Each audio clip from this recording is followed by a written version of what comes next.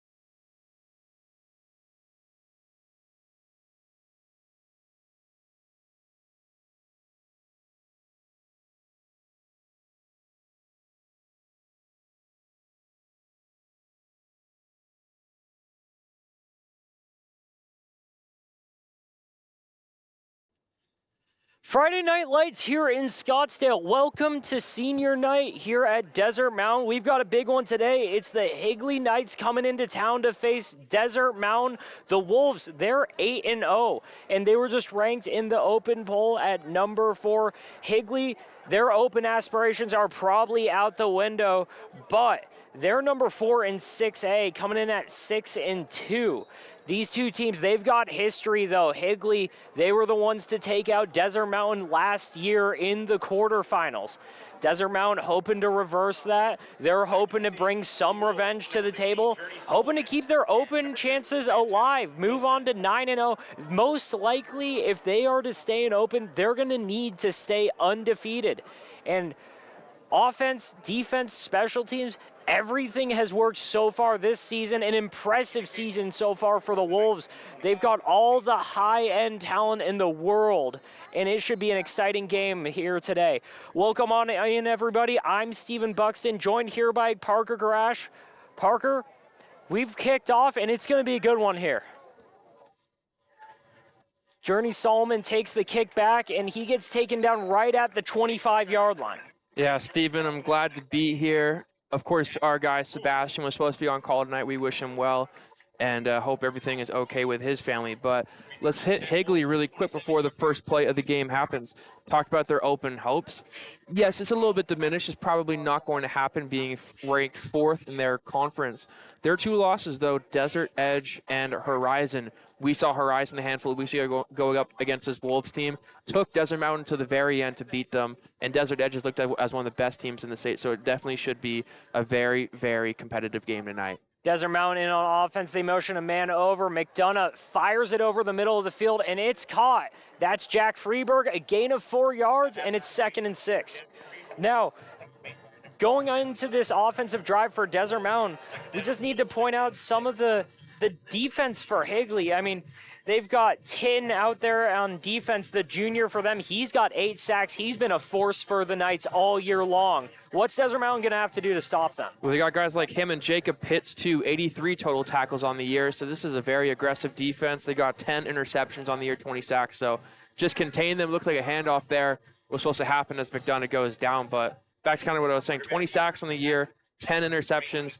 And coming in tonight, 553 total tackles. So aggressive defense. They hold when they're in the lead. This defense holds it, and Desert Mountain will definitely have their work cut out for them tonight. Desert Mountain, this team over the last couple weeks, we've seen a different look from them. They've tried to more than just feed some guys. They've incorporated everybody, and most notably, the guy in the backfield right now, Santana Wilson. He's been getting involved in the offense more often in the last couple weeks, and they hand it off to Journey Solomon, and he goes down the right side and gets about 6 yards, gets the first down for the Wolves. Yeah, you talk about Santana Wilson. I think last time you and I were on a broadcast was it Cactus Shadows? Yeah, it was Cactus Shadows. And I referred to Santana as the Swiss Army knife of this team. He plays defense. That's what he's going to University of Texas for, but he's also come in kind of a Deebo Samuel role. I've referred to that a handful of times, but a rushing touchdown last week, interception as well. So, yes, he is definitely one of the main parts of this team to win. Yeah, Santana Wilson, he's been involved a lot more as he takes the handoff right there up the middle, drags a guy, gets thrown back, but he's got a gain of 5 after forward progress. And that was number 37, Cameron Terry, who's been a workhorse for Desert Mountain this year. I actually had some notes on him coming in. 45 carries, 263 yards on the season. He has been a major, major boost for them with injuries to Max Jeffrin and Ryan McDonough. Yeah, Cameron Terry in there. He's done well in the time he's played this year. Mostly took over a couple weeks ago, again, with the injuries to Jeffrin. As McDonough drops back, he's looking deep. He's got Tapley downfield. Tapley into the end zone. Welcome back, David Tapley. Touchdown, Wolves. 34 receptions on the year. Make it 35, 432 yards. Make that, 60? Add another 60 to the yards. That is his 9th touchdown on the year. Like Steven said, welcome back. He had suffered a shoulder injury last week. The shoulder did not seem to bother him there as he broke a couple of defensive backs' ankles and took it to the house to put the Wolves up first. There's some of that explosive high-end talent this Wolves offense features. Again, Tapley, he missed a week, but comes back right in stride as McDonough hits him downfield, and Desert Mountain up 6-0 early. And that has been a play, as we get a flag on the field, that has been a play we've seen a handful of times last week. Jack Freeberg was wide receiver 1 last week, so he got actually, I'm pretty sure that exact same play and took it to the house against ALA Gilbert North in the victory. But yeah, Tapley is such a key part to this team. Extremely impressed with how he's played this year. And yeah, not surprised he's the first to get points on the board. Now we're going to have to see this Desert Mountain defense get to work a little earlier than what we expected, but they've been on a roll all year. Mm-hmm. Yeah, you talk about that, Daxon Hall, who we will probably see in just a few moments for Higley. He's been a workhorse as a receiver and as a running back, 149 carries on the year, 1,344 yards, 13 rushing touchdowns. Look at his receiving stats, 27 receptions on the year, 301 yards, 5 touchdowns. He is definitely someone to watch out for Higley as the offense hits the field soon. Snap, hold, kick is good. 7-0 for Desert Mountain, and we'll get back on to Dax later. It's going to be interesting to see how Desert Mountain is going to defend against this kid. He is a stud. 5'8". And about 175 pounds. But packs a lot of power. Yeah, absolutely. So he is going to be someone to watch. And I think we should also note, too, the starter that I think they were hoping to bring in this year, Luke Haugo, he's only played 2 games. I don't know why specifically. I would assume it's probably injury-related. But their backup that's come in, Gunnar Fagerl, has just been an absolute blessing in disguise for them, being able to put up the stats he has so far. Yeah, Fagerl, He's played really well so far this year. He's got just over 1,200 yards in 7 games. Again, Haugo's only played 2 games so far this year, so both look like they're healthy today. I saw them warming up. I saw Fagerl warming up out there. Not sure who's gonna play today, but we're about to see that in just a moment. As we've got Jaden Taylor and Daxon Hall back there deep to receive the kick.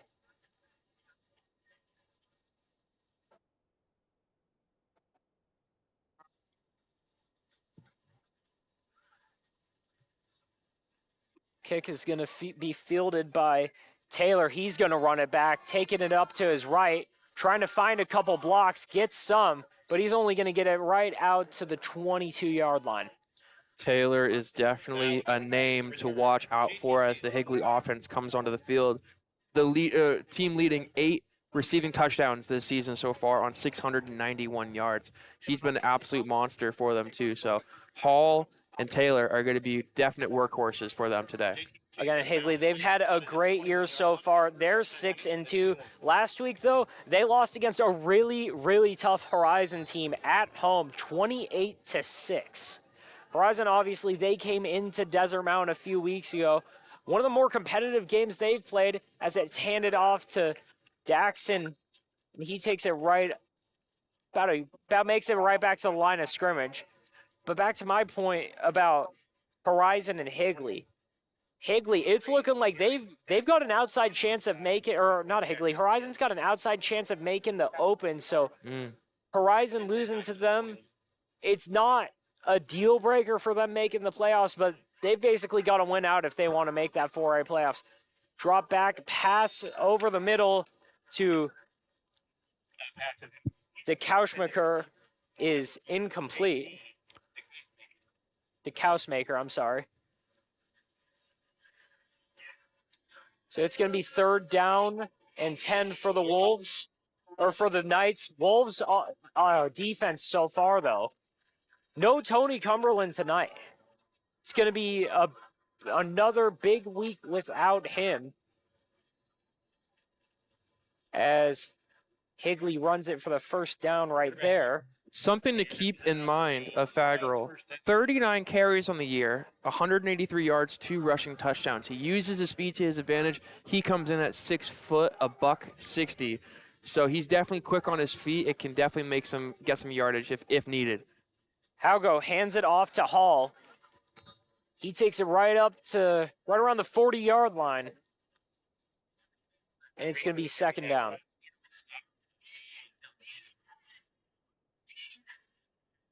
I'm sorry, it was Fagral. No Haugo tonight. So it's Fagral tonight. Again, he's had a good year so far. We're going to see if they try and play Haugo at all as Fagral keeps it. He runs right up the middle. He breaks a tackle and then gets taken down right past the first down line, right around the 49-yard line. There's a flag on the field, though. Don't know who it's going to be on there as the guys are lining up. Was it a missed call? Not sure. He was quick to throw it out, so it looks like it. Looks like they just picked up the flags, motion across the field. Fagral steps back. He fires it off to a check down. And that's taken for about a 7-yard gain for the Knights. It's going to be 2nd and 3 for them. Santana Wilson in there on the tackle. He's been on an absolute heater for the last couple weeks. Haugo hands it off to Hall. He's taken down immediately. And again, that's Dylan Hipp for the Wolves, taking him down at the line of scrimmage. And you talk about Santana Wilson, 2 interceptions last week, I believe. No, I think just 1, excuse me. But, yeah, like you say, he held Brandon Phelps, who was coming in with a lot of expectation, a lot of hype on that he was the greatest wide receiver of all time in state history, beating those records. But, you know, Fagral comes out of the game right now. They got a little bit of a wildcat formation. Steven, take it over. What? He just walked. Oh, we got a flag on the field. It's against Desert Mountain. Offsides. And that looked like Colton Borodkin, number 55. Looked like he just walked past the line right there. But yeah, very, very tough call. That's something they've struggled with all year. Hands it off to Hall. He gets taken down right before the line of scrimmage. Slammed down by the Wolves. Nowhere to go. That's Lucas Bloomling in on the tackle right there. He's had a great season on the defensive side for the Wolves. Bloomling, he's just been all over the field, sideline to sideline. The guy plays a linebacker. He's able to rush off the edge. Sometimes he fills gaps. He plays good coverage. He's been a really impact player for this defense. Drops back. The pass is caught right on the hash. Can't see the number, but it's going to be incomplete. Must have came down when he was going to the ground. That was Ezzy Brown for the Knights. And it looks like Jaden Taylor was in at quarterback. Looks like, never mind, Fagral is not going to come into the play, but Jaden Taylor coming in as a backup quarterback for these first couple of plays. Looked like a helmet malfunction for Gunner, but I mean, that was a great pass from the receiver. Yeah, the junior receiver for the Knights, providing a bit of a different look from the backfield for Higley. Whether or not it's an attempt at kind of wildcat or, again, just changing things up. Desert Mountain, throughout the last couple games, they've involved their backup quarterback, Bryce Hergis, here and there. Again, he's brought a bit of a change of speed. He runs it a little, throws it really well. So it might be an attempt from Higley to do some of the same. Yeah, Hergis has a lot of size to him, a big arm. He's hit. I mean, I know 4 of his first, 8 drives, I think, have led to touchdowns on the season in 2 games. So he's been a great player for them, a great transfer from Chaparral High School. And the future of the Wolves looks very bright with him at the helm. It does indeed. He's got an offer from Nevada. He's been recruited by a handful of schools. He's got a future. But right now, Fagral's back under center for the Knights as they come out after that timeout. They've got 3 to the left.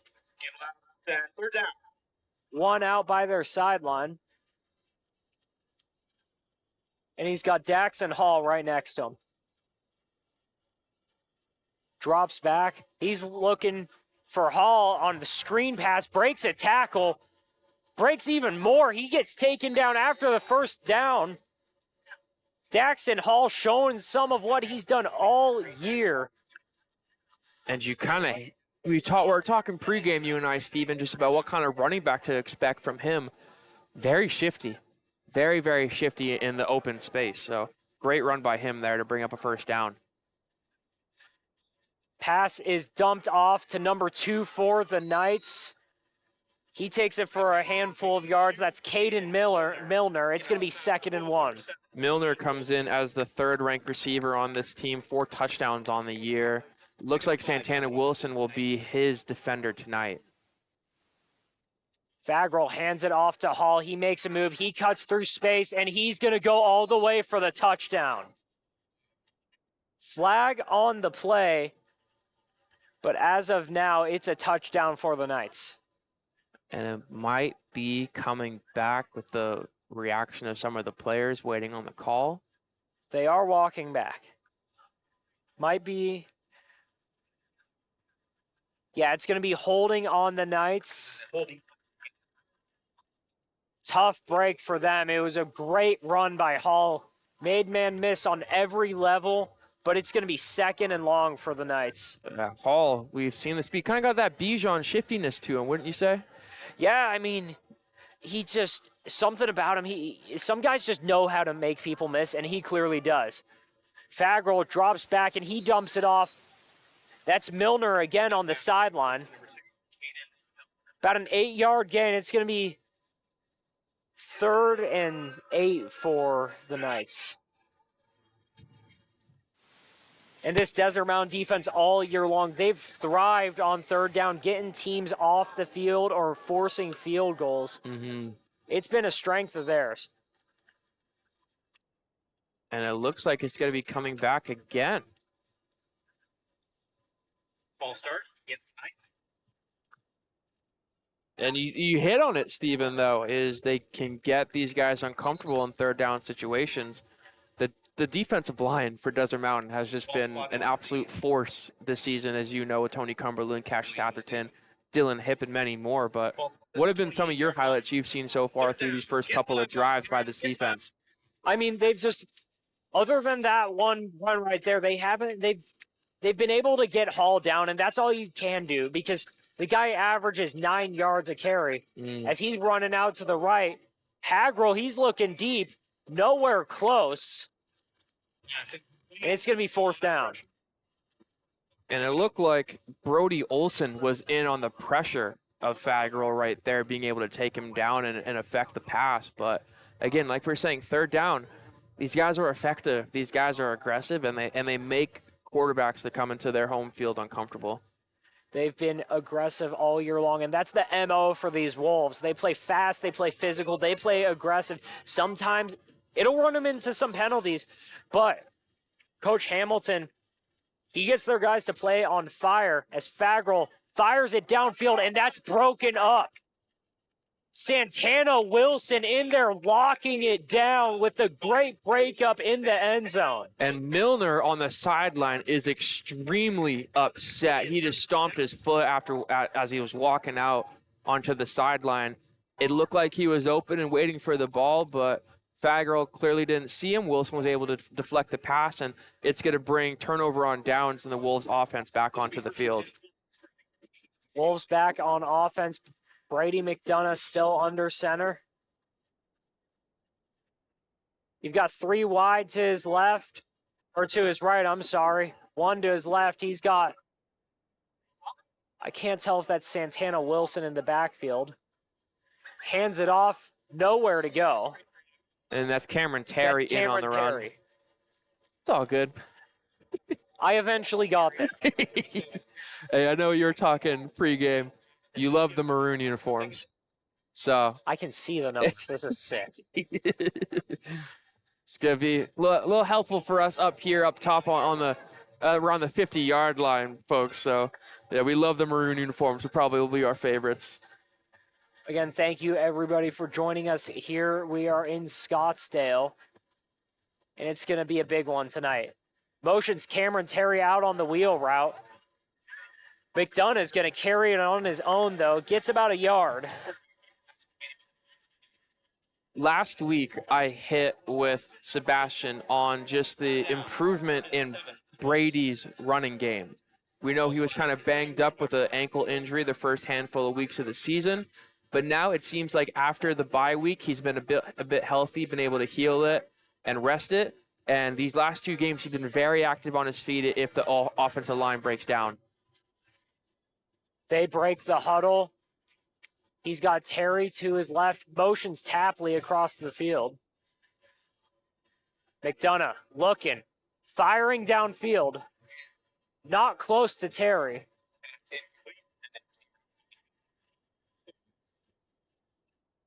Got 4th down for the Wolves, and they're going to punt it back. So, Parker, what went wrong that drive? Just quick 3 and out for the Wolves. We don't see that a ton. No, we haven't really seen that often this season, only a handful of times. I don't know. I think just the pressure of Higley's defensive line got to him that time. I think they did a really good job targeting Tapley and making other guys step up, but I think it was just one of those drives that just didn't go their way. Punt is high and gonna be fielded. Ooh. Fielded by Eason for the Knights. Fair catch. It's going to be 1st down for them on the 25-yard line. But yeah, we pointed out in the pregame, Boston Tilton, their linebacker, it's not just that defensive line, the whole front 7 in general brings pressure from everywhere, and they've already been showing their presence. Yeah, Andrew Zuby is also a name to watch out for, too. He wears number 4, he has 44 tackles, on the year. He's been a big impact player, but I think this team has just got a lot of aggressiveness. 10 interceptions on the year. That can't go just unnoticed. We're what, 8 games into the season? You're averaging a pick a game. That's pretty impressive. They're ball hawks out there, and not a ton of teams have been able to do much against them. Desert Mountain's got their hands full already. We've got Fagrell. He tries to dump it off to Milner. Takes a big hit on the sideline by Santana Wilson, but it's incomplete. It's going to be 2nd down. He's lucky he didn't get called for something there. Yeah, honestly, but early on, Milner, you said he's their 3rd leading receiver, but he's been getting all the looks tonight. Yeah, so far he's been pretty active. Jaden Taylor, like we've talked about, Daxon Hall. Those are kind of the big 3 as to people that have scored touchdowns on this team. Other guys have 1, maybe 2. But again, those are the big 3 that Fagrell has gone to a lot this season. Fagrell and Taylor in the backfield, 3-by-1, hands it off. No, he keeps it, tries to run past. Was that Lucas Bloomling who brings him down right past the line of scrimmage? It's going to be 3rd down for the Knights. Bloomling, again, he's become one of my favorite players that we've been able to watch this season. He just affects the game in a lot more ways that might not show up on the stat sheet, but his just aggressiveness off the line, figuring out if he's to be a runner or a pass quickly has just been a big piece of this defense so far. 3 wide to his right, drops back, and the pass is batted at the line by Colton Borodkin. Plays both ways and brings a presence everywhere when he's on the field. And Santana Wilson, we've brought him up a handful of times already through the first 9 minutes of this game. He hit Daxon Hall again after the play. He's lucky he didn't get called for unnecessary roughness. Wilson has to watch out for that. He's setting the tone. I guess he is, but yeah, that's something to watch out for and that the refs need to pay attention to, I think, a little bit closer. The punt is almost blocked, not very far. Fielded by Freeberg at the 40. Freeberg had a breakout game last week. Freeberg, Journey Solomon, Tapley, those have been the main 3 this year receiving-wise. Hip's gotten in there. It's been a little sporadic by him, but it's been more consistent lately. But with Tapley out last week, it was the Jack Freeberg game for the most part, and he played really, really well. Mm-hmm. Freeberg's going to be closest to the formation on that 3 wide on top of your screen. McDonough hands it off to Sheffrin, who's taking it out to the edge, tries to drag him in. He's going to go down, about 8-yard gain right there. It's going to be 2nd and 2 for the Wolves. Yeah, Cameron Terry has just been an absolute workhorse like we've talked about for this team. They're going to go quick to the line. But yeah, Cameron Terry again with another great run for them. McDonough keeps it. He's going to run for the 1st down, makes a move, and he's taken down right at the 46-yard line. 1st down for the Wolves. Again, going up tempo, they do this a lot. They try and put pressure on the other team as much as they can. You keep the clock moving, too. You got 2.5 left already in this first quarter. They've been moving quick. They got to figure out what to do here to bring up another first down as they hit the Higley Knights territory for really the first time besides the touchdown tonight. But, yeah, watch for this matchup right here with Tapley and Nigel Eason on the right side. McDonough, he's going to throw it off to Freeberg. Freeberg makes a couple moves, takes it down the sideline. He's taken down after about a gain of 5 yards, 4 yards, for a 2nd and 6 for the Wolves.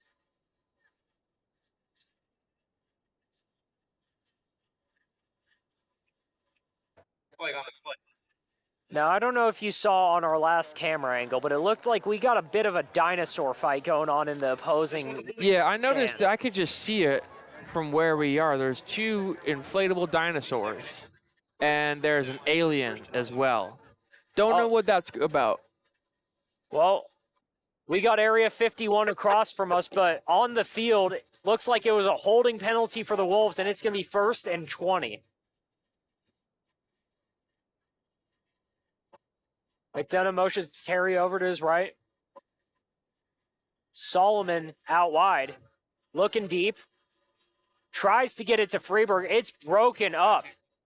Andrew Zuby already shown a presence on defense, and they're nearly getting a pick.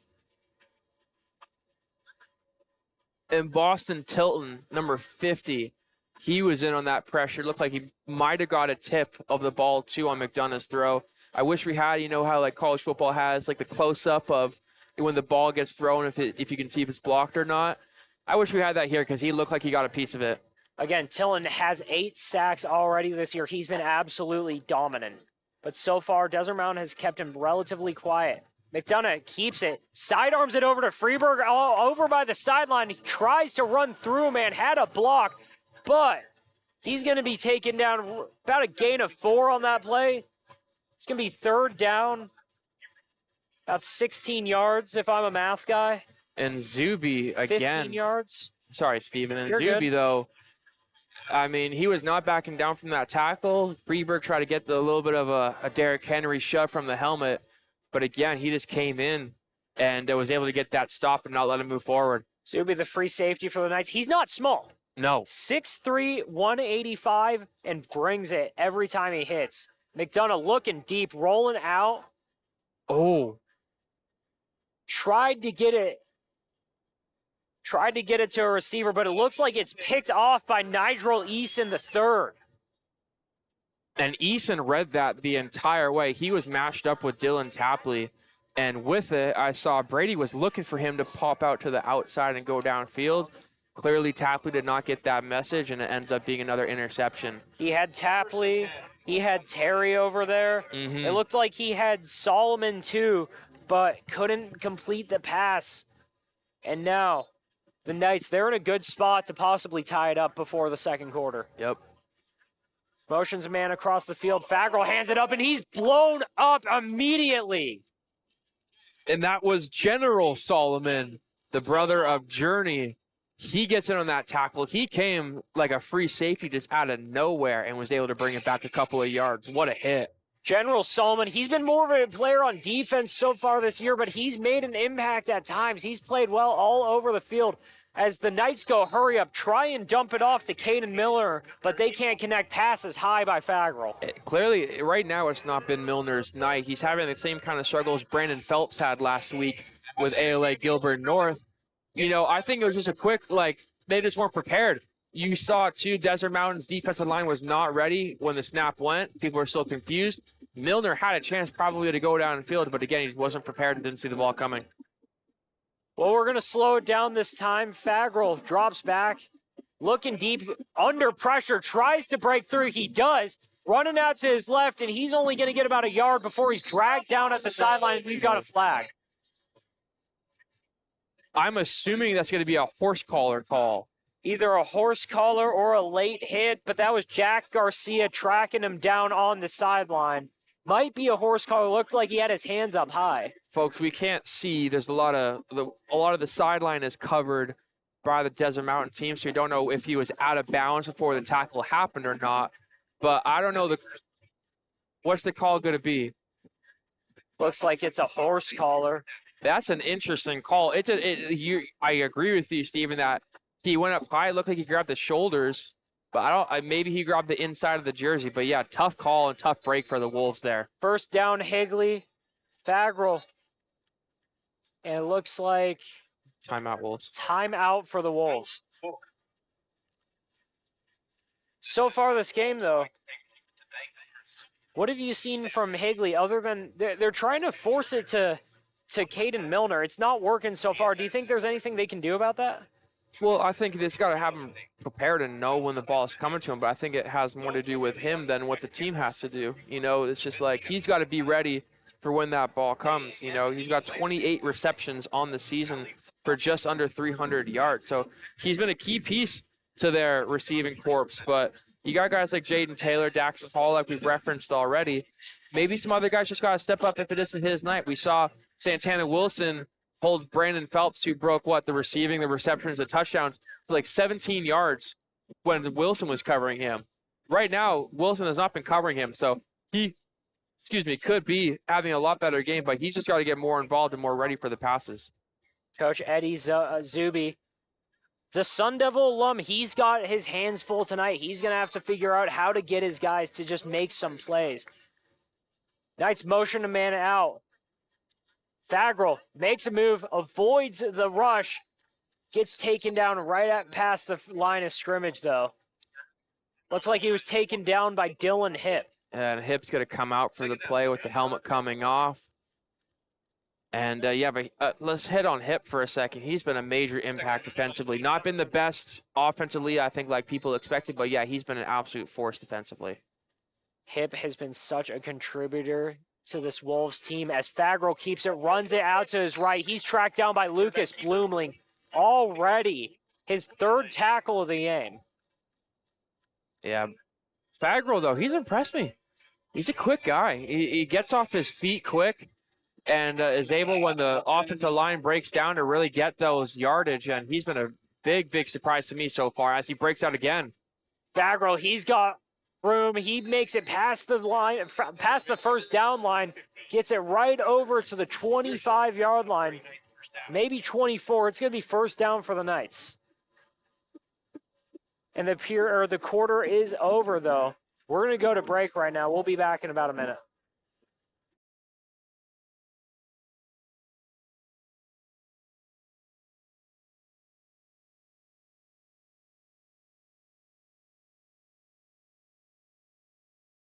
Hey guys, Vince here to talk about Angel Dentistry. It's where my wife and I have gone for over 10 years, and we trust them with our routine and extensive dental care because they care. Dr. Amber Angel is an Arizona native, born in the town of Miami, and has been practicing in the Valley over 20 years. For general to comprehensive dental services, call 602-788-2008. Located off of Cave Creek Road just north of the 101 in North Phoenix. Angel Dentistry, proud supporters of our young people and proud partners of the Varsity. When you think of family restaurants and sports bars, think Bonfire. Bonfire is part of the Tempe landscape, supporting local schools. Join the Bonfire Booster Club Challenge. Mention Corona del Sol, Desert Vista, Marcos de Niza, Mountain Point, or Valley Christian, and that school's sports program will earn loyalty points. The winner after football season will earn a fundraiser at Bonfire. Come for the food and fun, support the community. Bonfire, open every day east of I-10 on Warner. Show your game ticket all day Friday and Saturday and get 15% off. 480-306-6801. Welcome back, everybody, into the second quarter. It's 7-0 Wolves right now. Higley's on offense, though. They're close to the red zone at the 30 or 26-yard line, 27-yard line. A couple Desert Mountain penalties and just some good running by Fagral led him there. Yeah, he's been great so far through that first quarter. A lot of breakout runs, and he's been just one of the better pieces of this. Fagral hit on the throw, but connects with the receiver in stride. That's touchdown Knights. He found Tavion Sewing, the junior, running free, connects him, stays in there in the hit. And we got about to have a tie ball game as long as this PAT goes through. And it looks like they're going for two, actually. Going for two. They're going aggressive. Got What some in- linemen rolling around. What in the world just happened? You know, they're trying to throw you off. Well, they're going to go for two here. I like giving the linemen some attention. You know what? You love the O-line. Jonah Gastella showing some of that athleticism rolling around.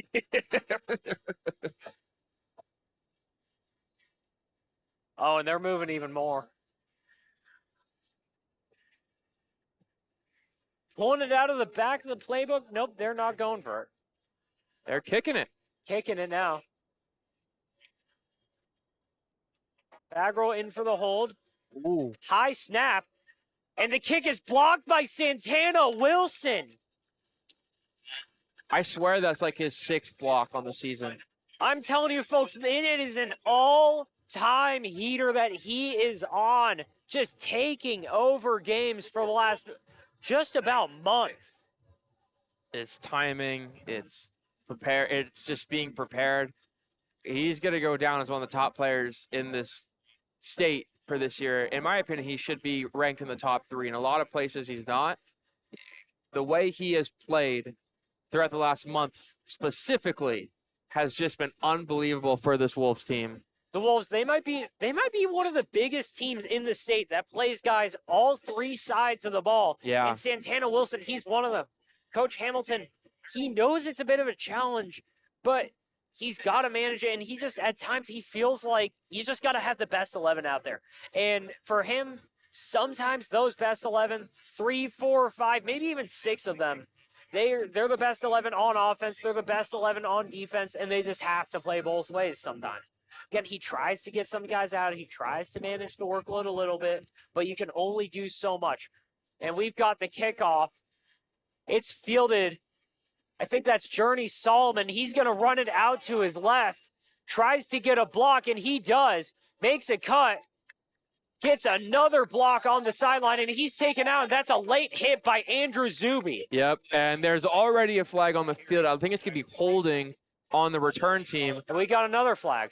But also there was another flag just thrown. I think this could be unsportsmanlike conduct on Higley. So there's 2 on Higley, 1 on Desert Mountain most likely. And yeah, that was a little bit of fireworks to kick off this second quarter. Who can get more penalties in a play? I don't know. I mean, Desert Mountain's kind of proved us a couple of times through a couple of drives this season that they love penalties. I'm kidding, of course. That is definitely something they don't love. They do not love penalties, folks. They do not love penalties. They've had a lot of penalties, though. You can't avoid it. But this team, they've overcome it. They've fought through it. They've risen above. No matter what they've done, they've just been able to pull it out. At the end of the day, it doesn't matter if you win pretty, lose ugly, win ugly. It just matters what that record shows. And right now, it has Desert Mountain sitting at 8-0. And again, number 4 in the open division. As the refs are still conversing. Maybe talking about what they're going to do after. You know, what are you going to do after? Go to sleep. I got work tomorrow morning. Working man. Gotta love it. Love the grind. iHeartRadio's got a good one. I appreciate it. Well, it looks like their conversation might be just about over, and we might have a final verdict.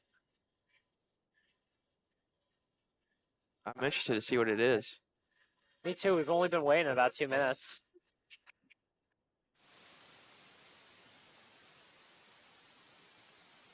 All right, that's holding on the Wolves. Right about 1. Holding on Higley. So those are offsetting.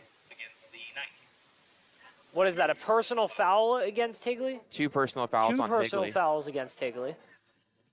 1 has been ejected. A player has been ejected from the game. Is that Andrew Zuby being ejected? Whoever came over here and was the second player to have a personal foul has been, I believe, kicked out of the game. Andrew Zuby's talking to the refs right now. He's running. He was in there on the tackle. So it's not Zuby. It's not Zuby. I could be wrong about being kicked out, but Well, Andrew Zuby's still in the game. Desert Mountain's offense is back on the field. Well, there is a player exiting the field. I can't tell his number right now. We will get it in a second. But I believe he is exiting the field. Handoff to Cameron Terry. He takes it up the middle. He breaks a couple tackles. He's dragging defenders. First down for the Wolves. Cameron Terry comes back out of the break with a bang. Yeah, Terry, we've talked about it. He's been such a great piece. He's going to be a great piece for the future. Next year is probably running back one. But to come in with injuries to Max Sheffer and to Ryan McDonough, he's been just a great asset for this team that is really, really just improved week by week. 4 receivers for the Wolves. They got 2 on each side. McDonough ignores all of them, though. Hands it off to Terry, who's taken down immediately. Jacob Pitts coming off the edge.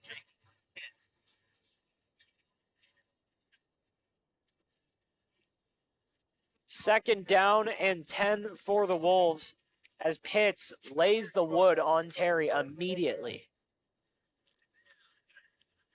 Terry, he's going to be out wide. Empty backfield for the Wolves.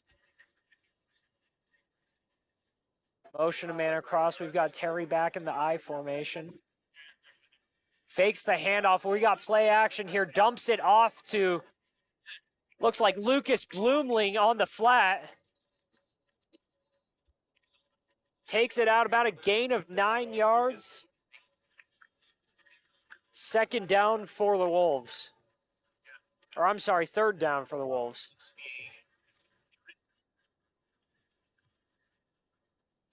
Yeah. Folks, we're still trying to figure out who that player that exited the game was. We don't know yet, though. Yeah, third and short for the Wolves here. Let's see if they can get that first down. We have just received word on the player. Motions a man across. That's Dylan Hipp. McDonough fires it over to Tapley. He's trying to outrun a man. Gets the first down and more. I'm sorry, that's Jack Freeberg. Freeberg, gain of about 7 yards. First down for the Wolves.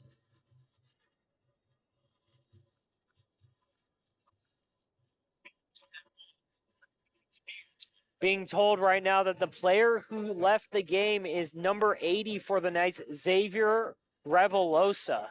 Yeah, I think it was just an unnecessary roughness. Maybe he hit a coach, maybe he hit a player or something. But yeah, unfortunately, he has to exit the game so early. McDonough sidearms it over the middle, and that pass is picked off. Knights running it back, trying to break a couple tackles. Jaden Olcott, the middle linebacker for the Knights, second pick for them already. And it was targeted for Dylan Tapley. Mistimed it. He got lit up by one of the defensive backs for the Knights. That is McDonough's second interception in the half. You might want to bring in Bryce Hurges a bit to kind of change up and confuse Higley's offense. But yeah, just tough for Brady on senior night to throw 2 picks in the half and give Higley the ball again. Again, Brady, this game means a little more to him too. They knocked out the Wolves last year as they handed off to Hall right up the middle. Gain of 9. That's right on his career, or right on his yearly average. Right on his yards per carry so far this year. But again, they go and hurry up, hand it off to Hall again, and we've got a flag on the field. It's going to be too many men on the defense for Desert Mountain. Saw a player running off the field that looked like number 17, which is Sean Hart. Looked like it's a miscommunication between the coordinators and the players. But yeah, tough break for the Wolves. Again, that's probably going to move the chains a bit for the Knights. But to McDonough's point really quickly, that's his 9th interception on the season. Just a tough break for him again, like you were talking about. McDonough, again, the game means more to him, though. Higley's the team that knocked out the Wolves last year in the playoffs. And it was his last game before he had to go get surgery. He tore his ACL during that game. He's been able to come back from that, though, and he's had a great season so far. It's been a great story to follow all year long. Yeah, great season indeed.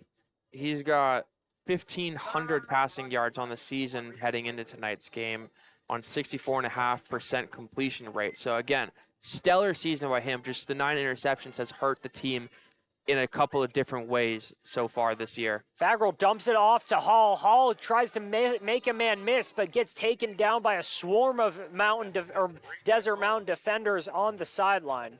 Wolf pack hit him there. Pack of wolves. Pack of wolves. A wolf pack. Same thing. Yeah. I'll use that one later. I love broadcasting with you, Steven. I just try to have fun. Fagral fakes the handoff, fires it off to Jaden Taylor. He tries to make a man miss, but gets blown up behind the line of scrimmage. And that was number 30. That's Journey Solomon in there on the tackle again. Yeah, General Solomon coming in on that. And he's been, like you talked about, a key piece of the defense. As he's kind of a second stringer, you might call him, maybe to the coaching staff's liking. But yeah, with the injuries they've suffered, he's been a great addition to this defense. Solomon's moved all around the field, though, as Fagral is leveled. And that's number 7. Brody Olson in there takes him down hard. He's been a great linebacker for them again, coming in, bigger size. And is that going to bring up turnover on downs? Or is that punt? No, punting unit. Man. They've got Chasen Mappa back there deep to punt it. The first one wasn't great. Let's see if we can get maybe a block punt. 2 men deep to receive. It's a little new. Punt is high, a lot farther. Freeberg's going to fair catch it. Gets hit going down. That should be a penalty. He got hit before. He caught it. So, again, man, this is going to be an interesting, just ref-wise game. Again, we've mentioned it already a couple times, too. The teams have history. Yes. And history, their head coach, Higley's head coach, Eddie Zuby, has changed it. He's been there for 11 years. 6 of those years, though, he's been winning. He's taken them all the way up the ranks, even up to 6A a couple years ago. He's done a great job with the Knights. Wolves on offense right now. Bad snap. McDonough's able to reel it in, hands it off to Terry, who breaks a couple tackles. Small gain, though. And we're seeing, as a player is down on the field, we're seeing our first action of Bryce Burgess at the quarterback position now. Maybe to change things up a bit. Of course, with McDonough having 2 tough breaks with the interceptions, but let's see what Bryce Burgess can do on the field in this drive. Not sure who that is on the ground right now. We'll get you an update as soon as possible. But back to the point on Coach Zuby for the Knights. He graduated from De La Salle, the powerhouse school up in Northern California. He was an offensive and defensive lineman there, a 2-year starter. He never lost a game. Never lost a game. He was part of games 1 through 36 of what they call the streak up north. A legendary run for De La Salle from 92 to 2004. 12 years, 13 years for them. They went 151-0. It's the longest winning streak in at least high school sports. Definitely football in general. Yeah, that's impressive, man. In that time, there were 7-time national champions. That was Hip, who is down. He's walking off under his own power. But there were 7-time national champions. The previous record for win streak was 72. Books, movies, they've been inspired after this. It was monumental what was going on. But Zuby himself, he was a 2-time state champion. He won a national championship. And the Wolves are back on offense as Zuby's trying to stop them. Herge is still back there. Keeps the handoff as Terry's blown up in the backfield. Herge he might have got the first down there. Running out to his left, gets out to the sideline. Looks like, are they going to give it to him? And you talk about Zuby. His son, Andrew Zuby, has been on the Desert Mountain sideline a handful of times through these last couple of plays. He was slow to walk there. Don't know if he knows a couple of guys, but Herge is a little bit limpy on that play too. Don't know if you noticed that. Got the first down, but yeah, just a watch out for him too, as like he could be a little bit banged up. Yeah, the Wolves are a bit thin at running back right now with McDonough and Sheffrin out. As Burgess nearly throws another pick for the Wolves. He's trying to find Tapley. Nearly picked off by Justice Brathwaite. Yeah, I thought Tapley caught it for a second with how he reacted to it after the tip. But yeah, this is a big drive. I do have to say it's only the second quarter. He got around 7:40 left in the half. But again, just a definitely big time possession here for the Wolves. Desert Mountain, they have not been down a lot this year. No. Mostly that Horizon game and the Chaparral game. Burgess hands it off to Terry. He's blown up in the backfield. That Higley defense, that front is showing their presence right now. Jaden Rhodes was in there. This Higley defense has been just a force all year long, and they're showing it's one of their strengths so far. Yeah, Rhodes comes in 6'3", 205 as a sophomore. That is a very large human being to be a sophomore. I wish I was 6'3". So do I. Dude, imagine. 205? I'm just thinking 6'3". Burgess slow snap. He carols it in. Dumps it off to Tapley in space. Tapley's got room to run. Gets a block. I'm sorry, that's not Tapley. He makes a move, stumbles a bit. That was Brody Olson in there. So there's going to be a hold on Journey Solomon, number 16 in maroon. It was a little bit of a scuffle between the Higley defensive back and Solomon, but it's going to get moved back. Still, unbelievable catch that was made by Brody Olson, too. But yeah, tough break again off a little bit of a broken play, it seemed like, too. Brody Olson nearly had an explosive play for the Wolves. Nearly had him down near the 10-yard line. But again, penalties this year have been the story of the team. How long can they overcome them? Again, they have. They have so far this year. Everything's worked. They've just been so dominant. Mm-hmm.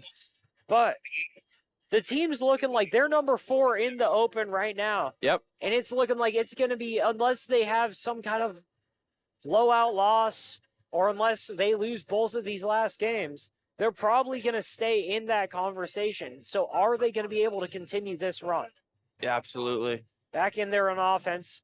Another bad snap. Burgess manages to keep onto it, though. He's looking deep for Tapley.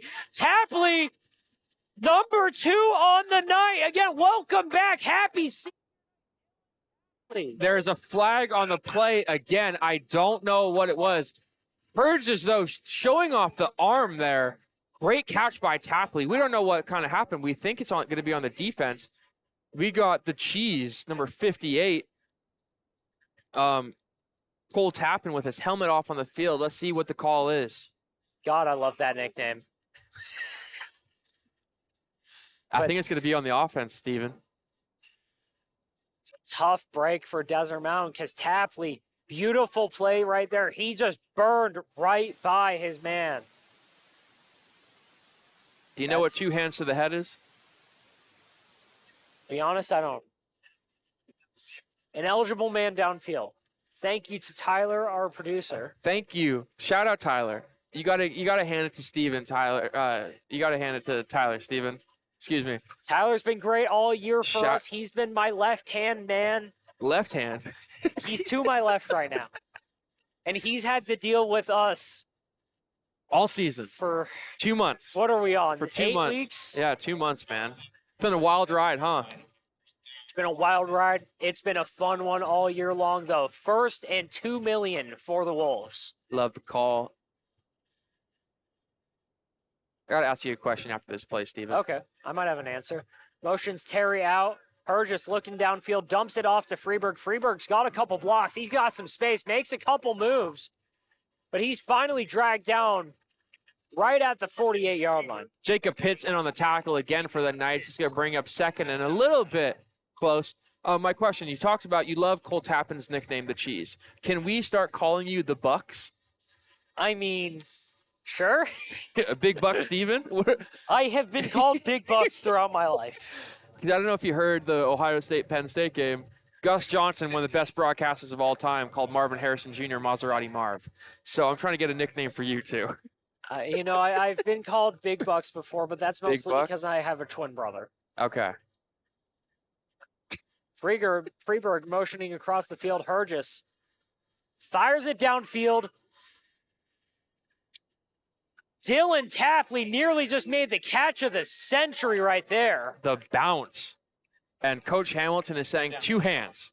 2 hands. Tapley goes up a mile, up with the Plains against Donovan Adu for the Knights. Just couldn't haul it in. Try to do his best Odell Beckham impression. Odell Beckham, Justin who? Jefferson impression. Jamar Chase impression. I don't know. That catch against the Bills was unreal. Absolutely. That could be Justin Jefferson-esque then. Let's put it that way. But yeah, That's not bad company to be in. almost an unbelievable grab by Tapley. Tapley, he's going to be making those grabs on Saturdays next year with Coach Dillingham and the Sun Devils. Motions Journey Solomon across the field. Hergis looking deep, but we've got... Looks good. What do we got? Timeout? Or is it on the ref? We got a stoppage in play. I think the ref just wasn't ready. Desert Mountain Wolves a little eager right there. No, It's not a penalty. delay of game. We got a delay of game on the Wolves.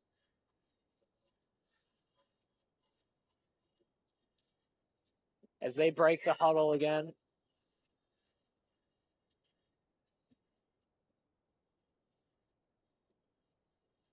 Burgess and Shotgun. Solomon going across. And we've got another stoppage. I didn't see a flag on the field. It's not I think it's a time clock management thing. I don't know for sure, but it. Well, while the refs are figuring it out, I'm going to continue my Eddie Zuby train of thought. So, he played 2 years at Los Medanos Junior College in Pittsburgh, California. Speaking of the Sun Devils, that's where their freshman quarterback, Jaden Rashada, is from. He converted over to linebacker there. He played at ASU. He's a former Sun Devil. He won the Sun Bowl in '97. He was a GA for Bruce Snyder and Dirk Cutter there from 01 to 04 after graduating. He's been with Higley for 11 years. He also coached at Westwood High and St. Mary's. And he took all 3 of them to the playoffs.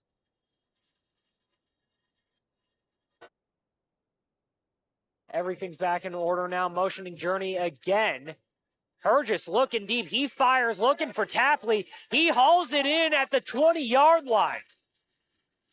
You got to be kidding me. Dylan Tapley just taken over early on. Hauled it in against Danny Nunez. And you see the arm talent for Hergis, though. What a pretty ball that was. Again, he's got the deep arm. Been able to get it downfield a lot through his first handful of drives as a DM quarterback.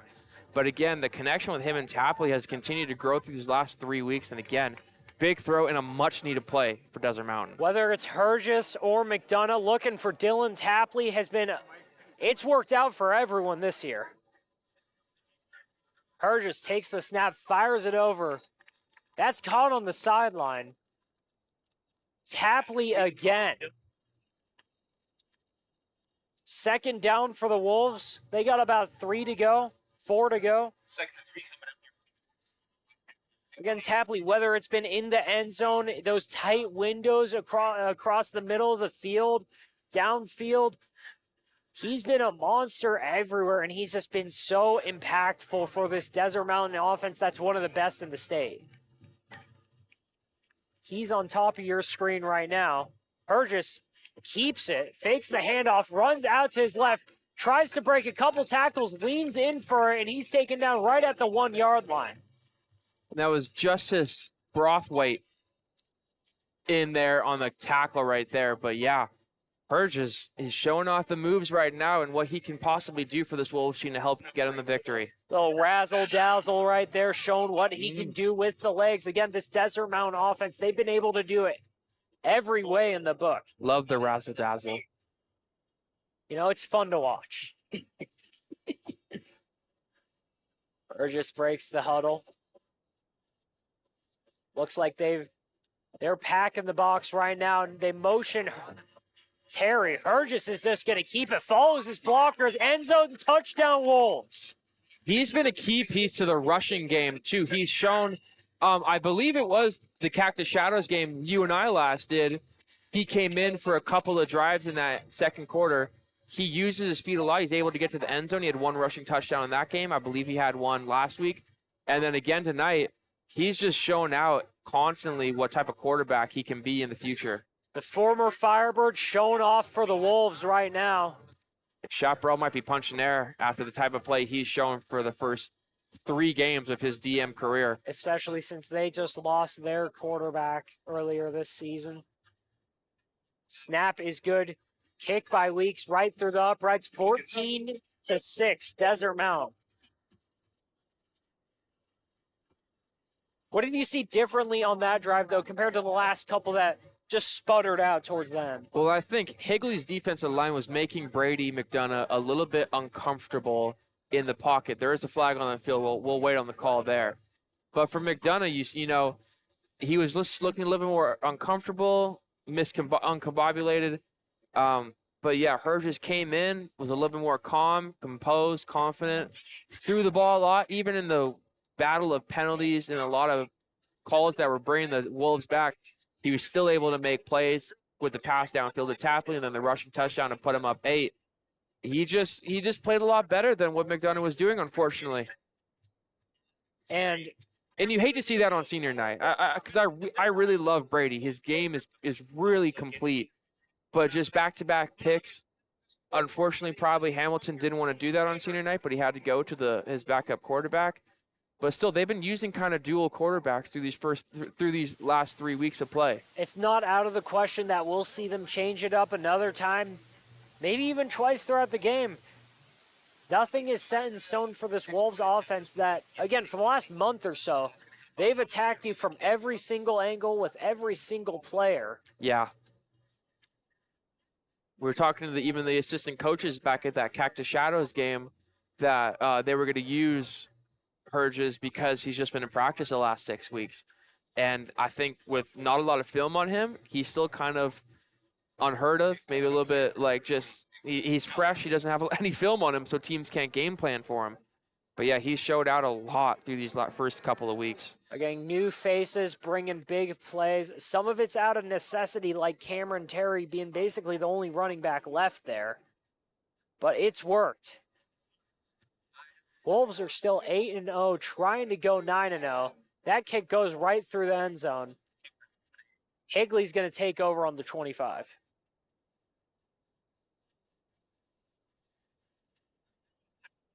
Now, Higley on offense, what do you think they got to do to just continue keeping up with this Desert Mountain team? Is it just, I mean, there's the obvious answer of whether or not you want to feed Daxon Hall. Yeah. I mean, he is Feed him. the rock in their offense.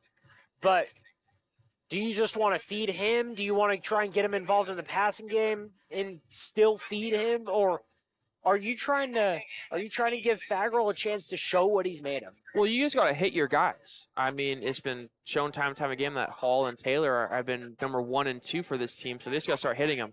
Faggerl moving around a little, dumps it off. He finds his receiver over the middle of the field. That's Easy Brown. Short gain for the Knights, taken down quickly by Brody Olson. It's easy money for Easy Brown there. It's a great Easy, name. quick tackle for Brody Olson. Faggerl into shotgun, hands it off, fakes the handoff Great to Hall. blocking. He's got wide open space, running downfield, taken down at the 40-yard line by Santana Wilson. I mean, the blocking that this offensive line has showed, one of the best we've seen all season for their quarterback, opening up holes for him to get through. But And it's one of the bigger lines we've seen all season. Hands it off to Hall. He's got nothing but space. Touchdown, Knights. And again, don't know if the Wolves were prepared there, but that is a tough break. Again, just not being ready for the run. you know he's going to get the ball. Like, what other running back is going to get the ball for this team? Not many, if any. But just another tough break for the Wolves defense as Daxon Hall shows why he's one of the best running backs in the state. If you're Zuby, though, you got to be grinning ear to ear because there's no better way if you're on that sideline to answer back to this Desert Mountain team. They've already put up several big plays against them, and they're going for 2 right now. Fagral fakes the handoff. He's rolling out right, makes a couple men miss, tries to throw up a prayer into the end zone, and it's no good. But again, for this offense, for Desert Mountain, that's so high-powered, they've shown already so many big plays early on the game. Yeah, I mean, their defense just has to pick up now. Their offense is showing they can take them on, but I think Higley's offense has just been overpowering in all different aspects. So, and this is without probably what would have been their starting quarterback in Luke Haugo. So, again, Fagral, he's been impressive, man. He's been extremely, extremely impressive. Desert Mountain, they've been able to lean on their defense. It's been such a stout unit all year long. It's at times carried them to wins when their offense has sputtered out. Yep.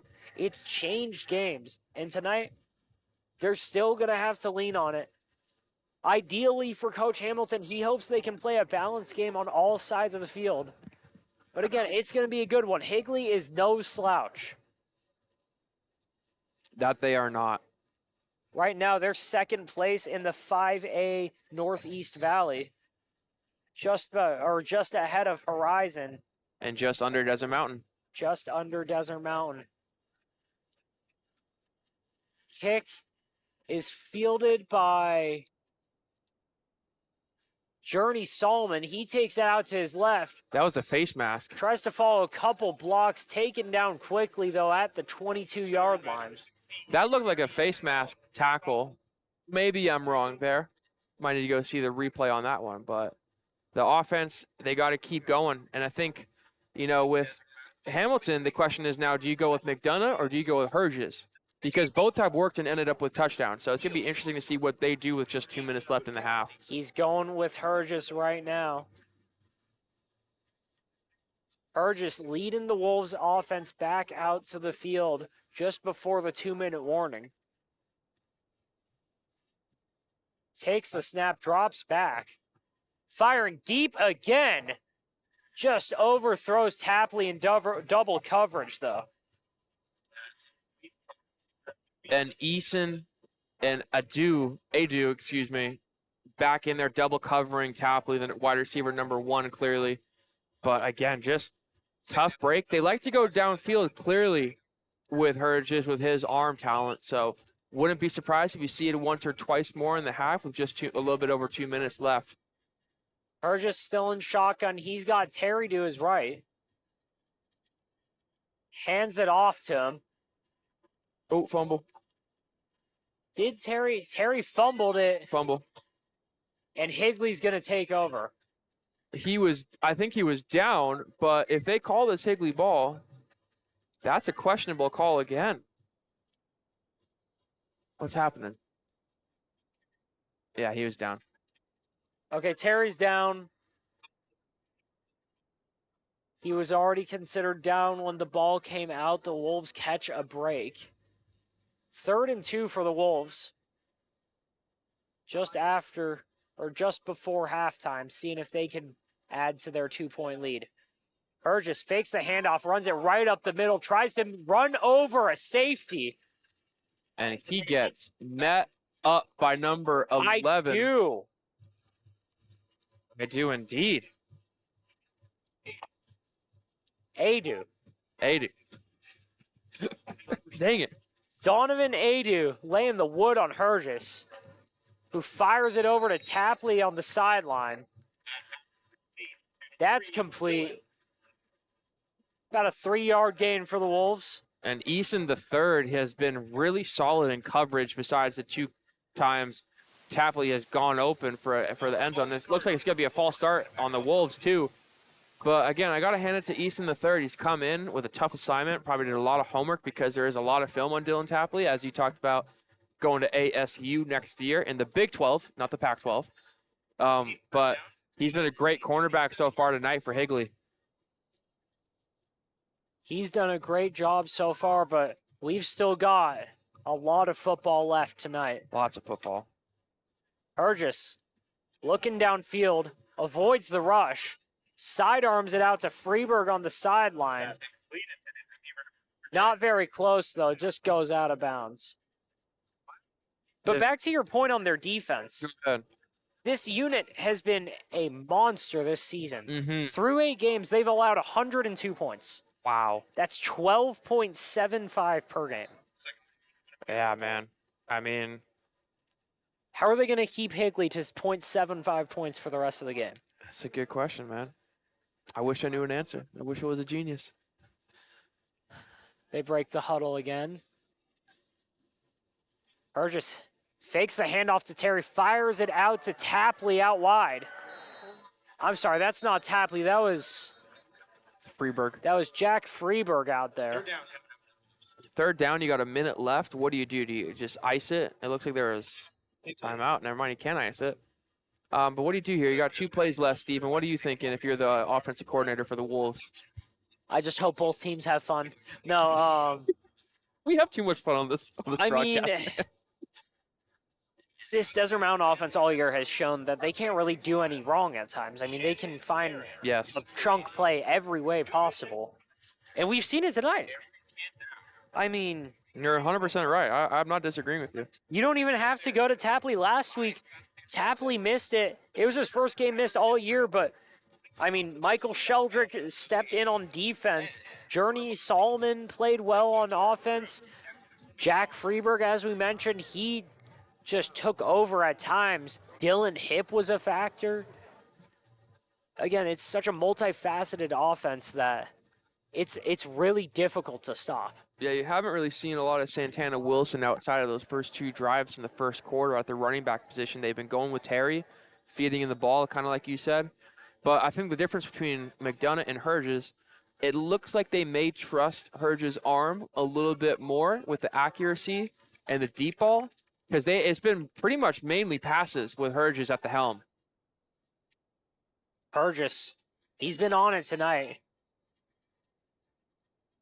He's provided a spark to this offense so far. Terry runs out on a wheel route, fires it off to Freeberg, though, makes a couple men miss.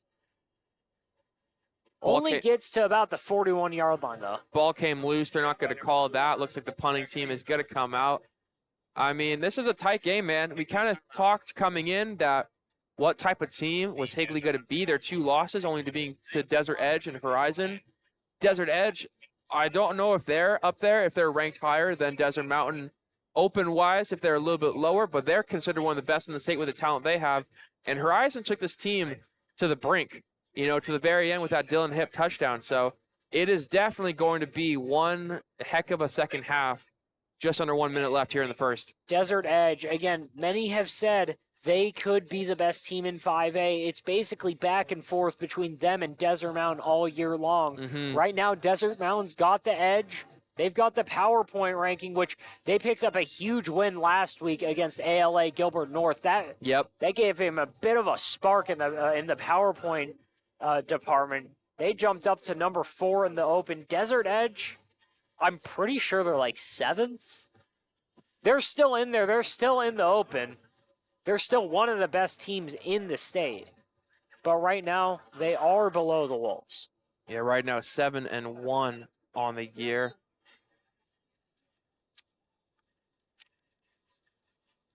And a sight for sore eyes for Coach Hamilton as he sends the punt unit out.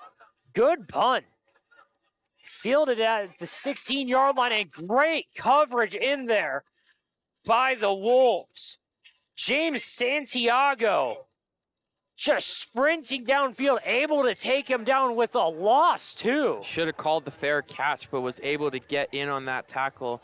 Unbelievable job by the special teams of Desert Mountain. To hit on what you were saying, though, about if Desert Edge was in the open conversation, they are 1 spot out. They are behind ALA Queen Creek.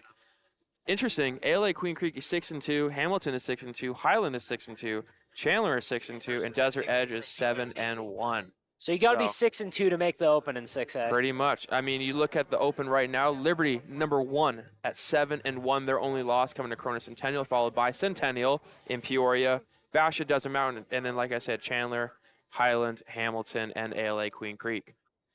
Pass is caught by the Knights, going downfield, breaks a couple tackles. That's Hall. Big gain for Higley. Running for days down the sideline. Yeah, that was, I mean, he's kind of a Bijan Robinson-esque running back, a little bit smaller. I don't know how big Bijan is, and I know he is built. Bijan's a big boy. But yeah, I don't know height-wise how he is, but the speed and agility this Daxton Hall kid is showing is unbelievable. Fagrel pumps it, makes a couple men miss, trying to run for the first down, gets met hard immediately. And that was, I believe the big hit was Elijah Bankwell. Elijah Bankwell was in there, Cassius Atherton, a swarm of Wolves defenders. And Higley takes a timeout to regroup with 26 seconds left in the half. And if you guys are wondering about the 5A rankings right now, number 1 is Desert Mountain at 8-0, but they are, of course, in the Open, so they would not be present in the 5A playoffs, followed by Desert Edge, Horizon. Higley would come in at number 3 right now, followed by Apollo, Cactus, Notre Dame Prep, who's at a 500 record with 2 games left, ALA Gilbert North, who we saw at number 8, Raymond S. Kellis at number 9, and Ironwood Ridge at 7-1 at number 10. So a lot of talent we've seen so far. We've seen a lot of really, really good teams. We're going to see Notre Dame Prep next week. But yeah, this is going to be probably a pivotal game in Desert Mountain's hopes for an Open ranking. Again, Desert Mountain, they're 8-0. To be honest, they've played about 7 quarters of competitive football this year. And they have everything to play for, though. As you mentioned, we've got Higley. They're number 3 in 5A. They've got Notre Dame Prep up next. It's a gauntlet. This schedule is so tough in the 5A Northeast Valley. Yes, absolutely.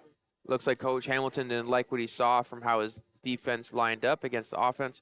26 seconds left in the half. If you're Coach Hamilton, Steven, you know, this has been an interesting half, to say the least, penalty-wise, turnovers, everything for Desert Mountain.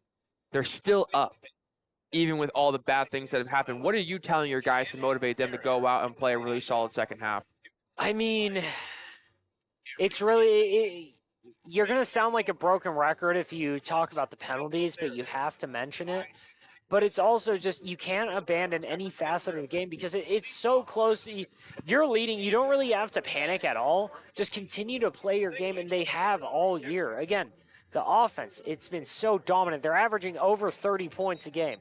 The defense, I mean, they're averaging a 2-score or 3-score game every single week. Yeah, they're averaging around 31 points a game, 32 points a game, I think.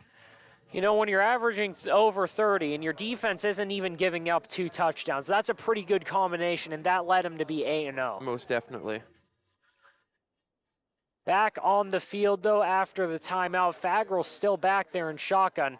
He motions Milner across. Takes the snap under pressure immediately. Steps up, though. He's running to his right, trying to make it to the sideline. Some extracurriculars going on after the play. Why is the penalty thrown? Is it going to be just unnecessary roughness on Cassius Atherton? His foot was caught up on his shoulder. I don't know why that would be a penalty. Gonna be honest, that might be one you want to throw an instant replay on if we had that. But yeah, a weird looking play right there. It was first down by a mile for the Knights. That's going to be a personal foul against the Wolves. The fans can be more critical than me, of course, but to me at least, because it happened right in front of us, that was not unnecessary roughness at all. I don't know. He tried to get his second leg, I think, probably to kick his other leg up. I think it was the kicking motion that did it. I think refs aren't huge into kicking. Unless it's soccer. Especially with Ndamukong Suh. Fagrel motions a man across the field Got a holding on. Firing downfield. He's got Milner. He's going to be down before the end zone. Doesn't get in the end zone, but he's down at about the 2-yard line. And the Knights can't hurry up fast enough. They're going to get it clocked with 9 seconds left. They're going to call a timeout, but there was a holding right there on Sean Hart. The ref did not call it. It was on the caller. But yeah, 9 seconds left. Would you feed it to Daxton Hall in this position? I mean, you can't go wrong when you're giving it to a guy who's got 9 yards of carry. And also, I mean, Milner's had a tough night so far. They've tried to target him a lot. He hasn't caught a ton of balls, but that one there, the connection might be finally working. We don't know. Passes it over the middle to Jaden Taylor. That's a touchdown for the Knights. Go right past Hall, right past Milner. They get Taylor. Looks like they're going to go for 2 here to put him up 6.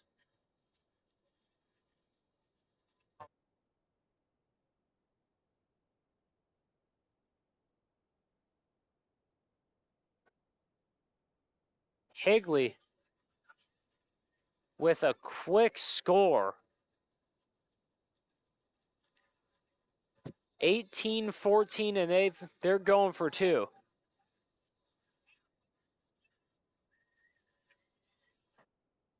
Girl takes the snap, fires it, broken up by Santana Wilson.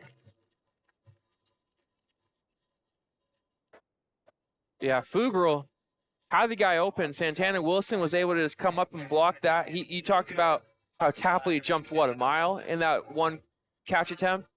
Wilson did the exact same thing, able to block it and keep it a 4-point game.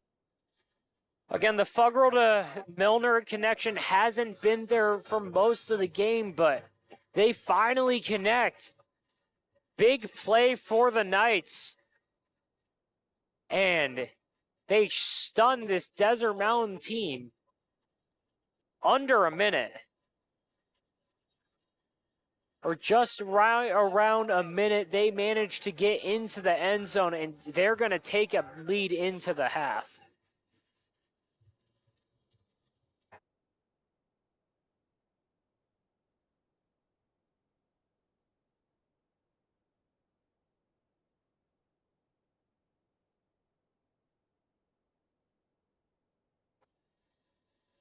We've got Santana Wilson back deep. Can't get the number of the other receiver. I think it's Journey Solomon, though, as Higley's going to kick it off. Solid kick. Solomon takes it, bobbles it a little bit. He's going to his right now, or left now right. Runs right into a brick wall, though. Clock runs out. And Desert Mountain, they're going to go into half. Down 18-14. After, again, Fuggerl and Milner, big plays to put them up late. We're going to go to break.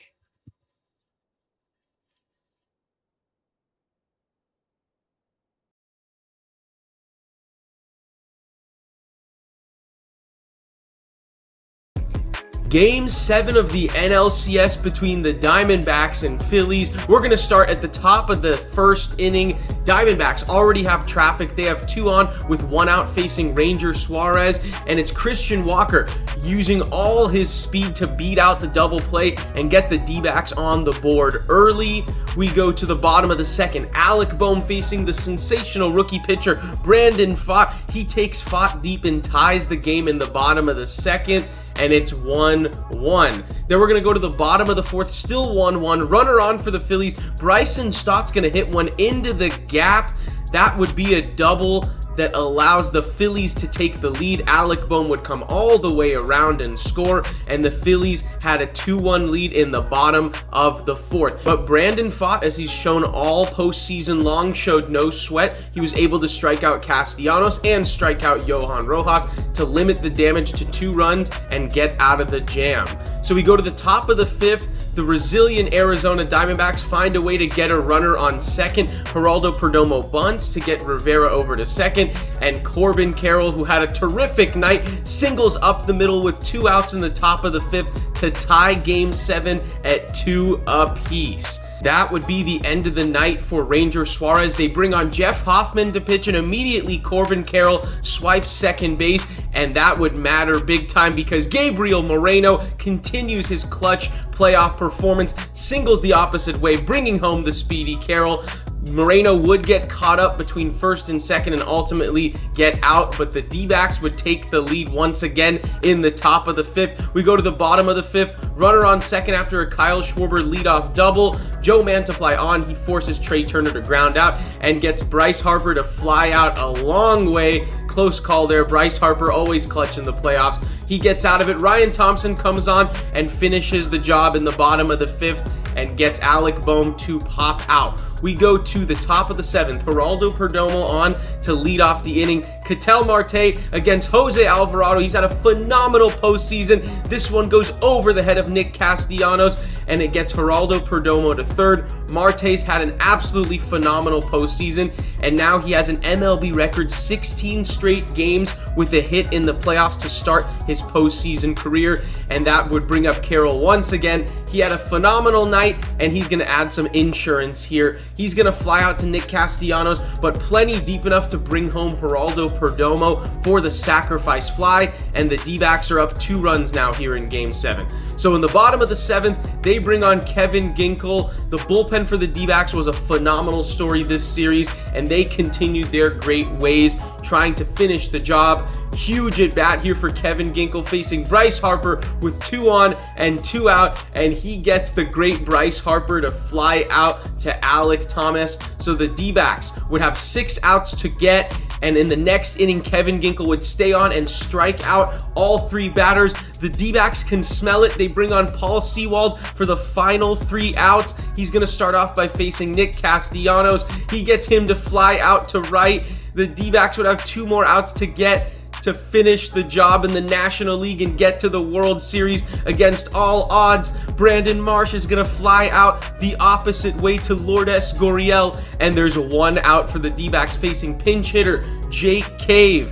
1 out to get for Paul Sewald and the D-backs, and Jake Cave is going to fly to right field. Corbin Carroll is there, and the Arizona Diamondbacks continue this improbable, unbelievable postseason run. After being down 2-0 in the series, they go into Philly and win the final 2 games, win the series in 7, go to their first World Series since 2001, and face the Rangers starting on Friday night. What an incredible run it's been.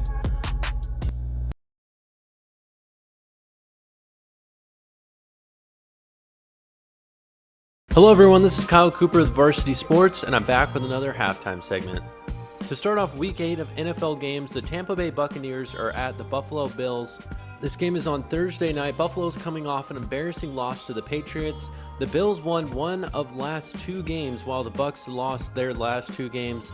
Buccaneers are struggling to put up points, and the Bills are at home in this one. They need to make a statement win after that loss to the Patriots. The Bills will win this one 30-17. Next, we have the New York Jets at the New York Giants. Hey guys, Vince here to talk about Angel Dentistry. It's where my wife and I have gone for over 10 years, and we trust them with our routine and extensive dental care because they care. Dr. Amber Angel is an Arizona native, born in the town of Miami, and has been practicing in the Valley over 20 years. For general to comprehensive dental services, call 602-788-2008. Located off of Cave Creek Road just north of the 101 in North Phoenix. Angel Dentistry, proud supporters of our young people and proud partners of the Varsity. When you think of family restaurants and sports bars, think Bonfire. Bonfire is part of the Tempe landscape, supporting local schools. Join the Bonfire Booster Club Challenge. Mention Corona del Sol, Desert Vista, Marcos de Niza, Mountain Point, or Valley Christian, and that school's sports program will earn loyalty points. The winner after football season will earn a fundraiser at Bonfire. Come for the food and fun, support the community. Bonfire, open every day east of I-10 on Warner. Show your game ticket all day Friday and Saturday and get 15% off. 480-306-6801. Hi everyone, my name is Jackson Webster and I'm a senior at Arizona State University's Walter Cronkite School of Journalism and Mass Communication. This semester I will be joining Varsity Sports Show as the social media manager. I'm excited to promote and make engaging and informative content this semester. What's inside you? Unlocking the greatness inside you means digging deeper and going further than you can on your own. Banner Sports Medicine High Performance Center uses the latest technologies to train the athlete in all of us. Unlock the greatness inside of you. Hey everyone, my name is Jason Goldie from the Varsity Sports Show. I love sports and fell in love with sports broadcasting back in high school. I can't wait to bring you my unique perspective because I am on the autism spectrum and sometimes I view things a little differently.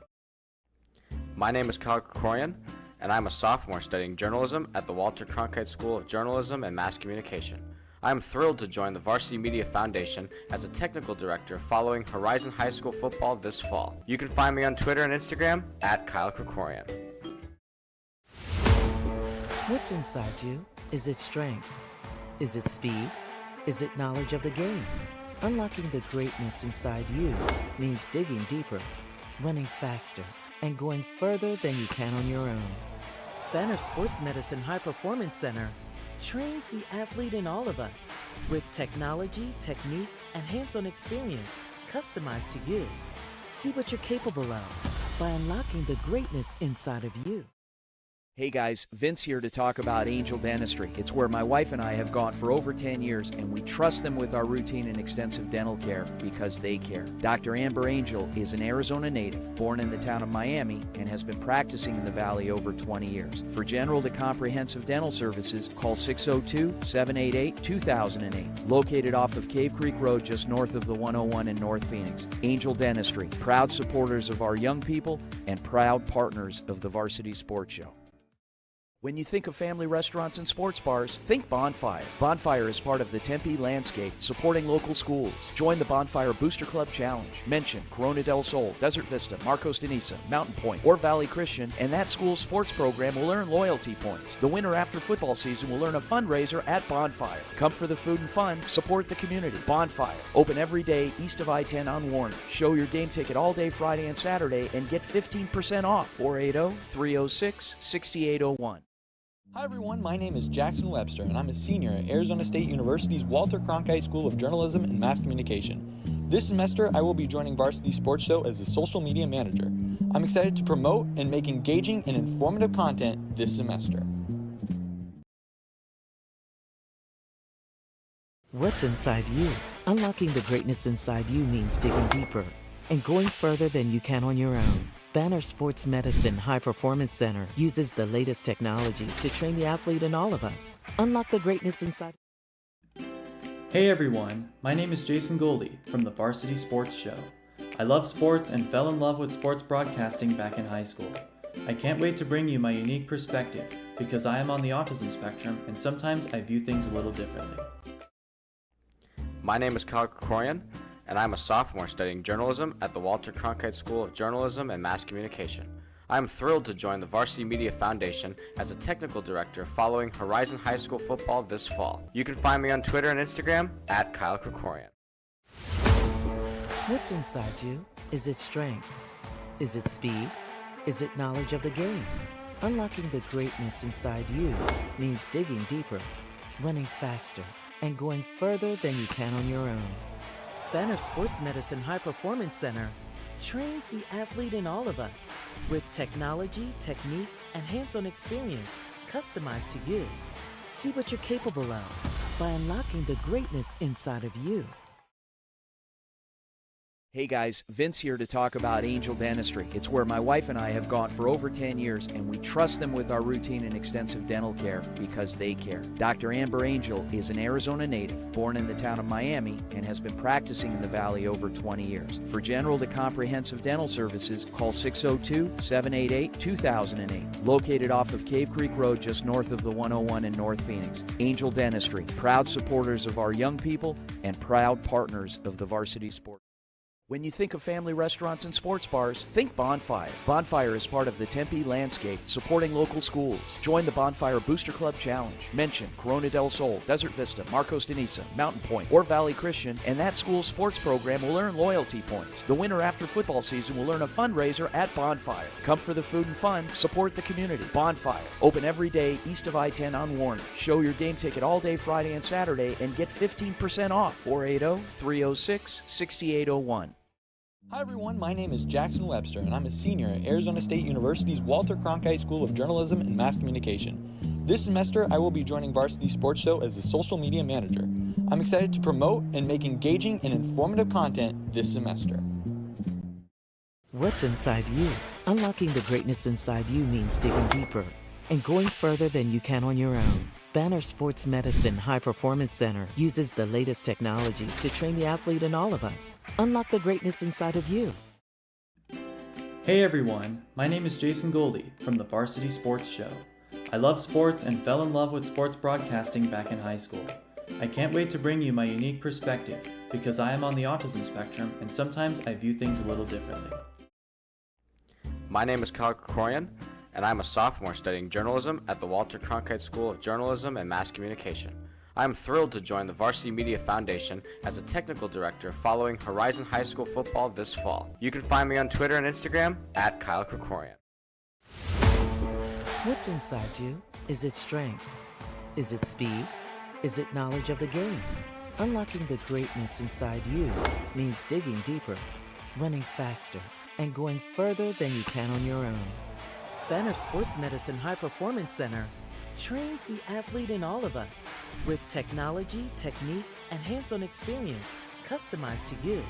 See what you're capable of by unlocking the greatness inside of you.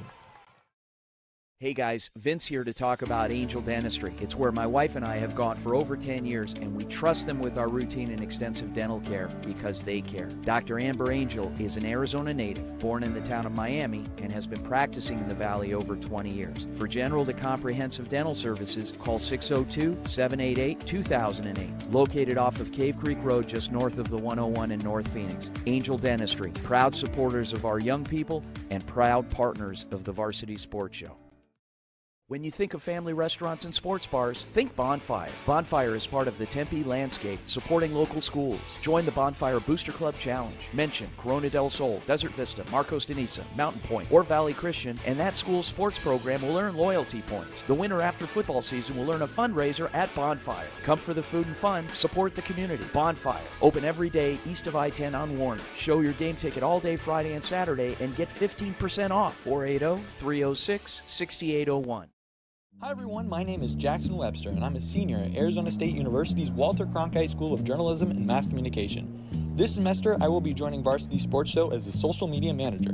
I'm excited to promote and make engaging and informative content this semester. What's inside you?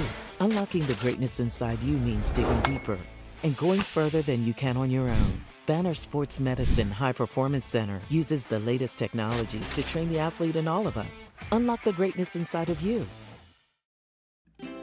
Hey everyone, my name is Jason Goldie from the Varsity Sports Show. I love sports and fell in love with sports broadcasting back in high school. I can't wait to bring you my unique perspective because I am on the autism spectrum and sometimes I view things a little differently. My name is Kyle Krikorian, and I'm a sophomore studying journalism at the Walter Cronkite School of Journalism and Mass Communication. I am thrilled to join the Varsity Media Foundation as a technical director following Horizon High School football this fall. You can find me on Twitter and Instagram at Kyle Krikorian. What's inside you? Is it strength? Is it speed? Is it knowledge of the game? Unlocking the greatness inside you means digging deeper, running faster, and going further than you can on your own. Banner Sports Medicine High Performance Center trains the athlete in all of us with technology, techniques, and hands-on experience customized to you. See what you're capable of by unlocking the greatness inside of you. Hey guys, Vince here to talk about Angel Dentistry. It's where my wife and I have gone for over 10 years, and we trust them with our routine and extensive dental care because they care. Dr. Amber Angel is an Arizona native, born in the town of Miami, and has been practicing in the Valley over 20 years. For general to comprehensive dental services, call 602-788-2008. Located off of Cave Creek Road just north of the 101 in North Phoenix. Angel Dentistry, proud supporters of our young people and proud partners of the Varsity Sports. When you think of family restaurants and sports bars, think Bonfire. Bonfire is part of the Tempe landscape, supporting local schools. Join the Bonfire Booster Club Challenge. Mention Corona del Sol, Desert Vista, Marcos de Niza, Mountain Point, or Valley Christian, and that school's sports program will earn loyalty points. The winner after football season will earn a fundraiser at Bonfire. Come for the food and fun, support the community. Bonfire, open every day east of I-10 on Warner. Show your game ticket all day Friday and Saturday and get 15% off. 480-306-6801. Hi everyone, my name is Jackson Webster and I'm a senior at Arizona State University's Walter Cronkite School of Journalism and Mass Communication. This semester, I will be joining Varsity Sports Show as a social media manager. I'm excited to promote and make engaging and informative content this semester. What's inside you? Unlocking the greatness inside you means digging deeper and going further than you can on your own. Banner Sports Medicine High Performance Center uses the latest technologies to train the athlete in all of us. Unlock the greatness inside of you. Hey everyone, my name is Jason Goldie from the Varsity Sports Show. I love sports and fell in love with sports broadcasting back in high school. I can't wait to bring you my unique perspective because I am on the autism spectrum and sometimes I view things a little differently. My name is Kyle Krikorian, and I'm a sophomore studying journalism at the Walter Cronkite School of Journalism and Mass Communication. I am thrilled to join the Varsity Media Foundation as a technical director following Horizon High School football this fall. You can find me on Twitter and Instagram at Kyle Krikorian. What's inside you? Is it strength? Is it speed? Is it knowledge of the game? Unlocking the greatness inside you means digging deeper, running faster, and going further than you can on your own. Banner Sports Medicine High Performance Center trains the athlete in all of us with technology, techniques, and hands-on experience customized to you. See what you're capable of by unlocking the greatness inside of you. Hey guys, Vince here to talk about Angel Dentistry. It's where my wife and I have gone for over 10 years, and we trust them with our routine and extensive dental care because they care. Dr. Amber Angel is an Arizona native, born in the town of Miami, and has been practicing in the Valley over 20 years. For general to comprehensive dental services, call 602-788-2008. Located off of Cave Creek Road just north of the 101 in North Phoenix. Angel Dentistry, proud supporters of our young people and proud partners of the Varsity Sports Show. When you think of family restaurants and sports bars, think Bonfire. Bonfire is part of the Tempe landscape, supporting local schools. Join the Bonfire Booster Club Challenge. Mention Corona del Sol, Desert Vista, Marcos de Niza, Mountain Point, or Valley Christian, and that school's sports program will earn loyalty points. The winner after football season will earn a fundraiser at Bonfire. Come for the food and fun, support the community. Bonfire, open every day east of I-10 on Warner. Show your game ticket all day Friday and Saturday and get 15% off. 480-306-6801. Hi everyone, my name is Jackson Webster and I'm a senior at Arizona State University's Walter Cronkite School of Journalism and Mass Communication. This semester, I will be joining Varsity Sports Show as a social media manager. I'm excited to promote and make engaging and informative content this semester. What's inside you? Unlocking the greatness inside you means digging deeper and going further than you can on your own. Banner Sports Medicine High Performance Center uses the latest technologies to train the athlete in all of us. Unlock the greatness inside of you. Hey everyone, my name is Jason Goldie from the Varsity Sports Show. I love sports and fell in love with sports broadcasting back in high school. I can't wait to bring you my unique perspective because I am on the autism spectrum and sometimes... Back. We're still in Scottsdale. It's a beautiful night here at Desert Mountain. It's senior night. But for the Wolves faithful, it's a strange sight, an unfamiliar one. The Wolves are trailing at half. It's the first time in a while. You know how long it's been? It's been almost a month. Last time they trailed at half was they were down 3-0 against Horizon. Obviously, they've been able to pull it out every time, but just a strange first half at some points for the Wolves, but we're about to kick off.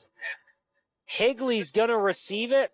Parker, what have you liked from them so far? Obviously, the late touchdown, the explosive plays. What have you seen, though? You know, it's just been an all-around effort from each team, really. I think if I could say it best is, you know, both teams have come out. Desert Mountain's been a little bit sloppy with the penalties-wise. There's been a couple questionable ones for both teams even. But, yeah, it's going to be interesting to see what happens. And I do want to emphasize something, too. What type of impact would Tony Cumberland have on this game right now? He's arguably their best defensive player heading to Oregon in the next couple of years. But you really think about it with him out of the game again for, I think, the second week in a row. You really think about what kind of impact he would have defensively, too, and even on the offensive line. He was a big contributor on the O-line, too, with the special teams unit as we get set for kickoff in the second half. Back deep to receive it is Jaden Taylor and Daxon Hill. Taylor's going to take it. He makes a couple moves, goes up his sideline, and he's pushed down right before the 20. I'm sorry, that's not Jaden Taylor. That's Easy Brown. But back to your point on Cumberland. You could make the argument, I mean, he is in that upper echelon of, like, you're arguing whether or not he's the best player on the team at times. Yeah. He's out. And Higley, they bring in one of the bigger lines that Desert Mountain has seen all year. Do you think that has played a factor tonight? Well, you could say that. With ALA Gilbert North last week, they had two guys that were around 6'3", 6'4", 310 pounds. And they were able to make easy work a couple of times of that O-line. But this might be one of the most together units we've seen on the offensive line side that DM has gone up against. Fuggerl gets the first snap of the game, dumps it off to Hill. Hill goes out after a gain of about 2 or 3 right there. Gunnar Fuggerl, never would have thought it, but he has been a massive, massive player in this game, creating on his feet, going downfield to his wide receivers. He's had an incredible game tonight. He's had a good year so far as he hands it off to Hill again. Passes it. Goes over to Taylor. Taylor gets taken down by Santana Wilson. We've got third down. Wolves trying to force a quick 3-and-out to get that offense going again. Fuggerl moving around a little, under pressure, rolling out. Fires it downfield, and it's caught. Is that Milner? It is. He makes another move, and he is out near the 10-yard line. And Gunnar Fuggerl again. He can think quick, clearly, on his feet. He's been able to break a couple of tackles, especially when the blitz comes from DM's line. Another great deep ball by him. He slings it downfield for another first down with the Knights. Fuggerl's got that Higley sideline excited.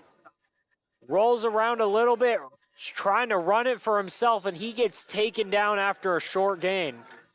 He's got him so excited over there. He's got a bright future. The dinosaurs on the sideline are wrestling. We're going back into the Jurassic.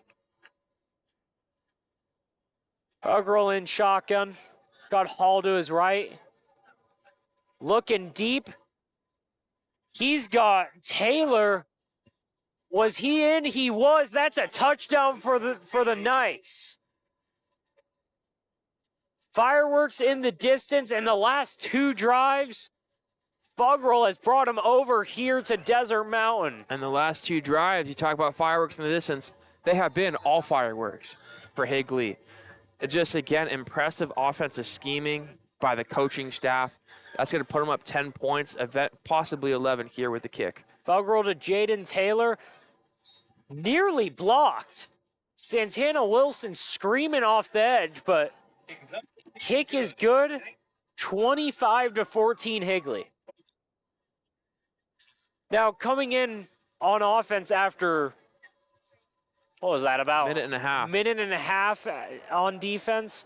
What do you think that, whether it's Hergis out there, if it's McDonough, if they throw someone in there and Wildcat or something, try and mix things up, what do you think that Desert Mountain has to do to get back, not in the game, but get back on the scoreboard and just strike back quickly. Well, it is honestly get back in the game. You really think about it.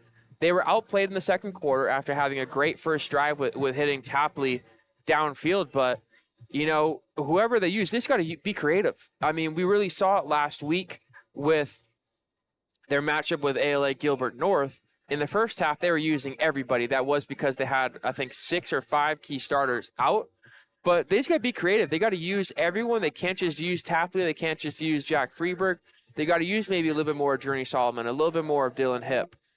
Cameron Terry, he's got to be a little bit more effective. He's been really solid throughout this first half, but they just have to use everybody and maybe use a couple of trick plays. This team, they've shown resilience throughout the year. They've been banged up all over the place. Tapley missed last week. Freeberg's been banged up. Dylan Hipp's been banged up. Scheffrin's been out. I mean, you name it, over the offensive and defensive lines, they've been banged up, but they've still managed to pull through and win as the kick is taken back, makes a couple moves, he's taken down, and did that ball come out? I think it's going to be Higley's ball. Big hit by their special teams, and it looks like it's going to end up in the Knights' hands.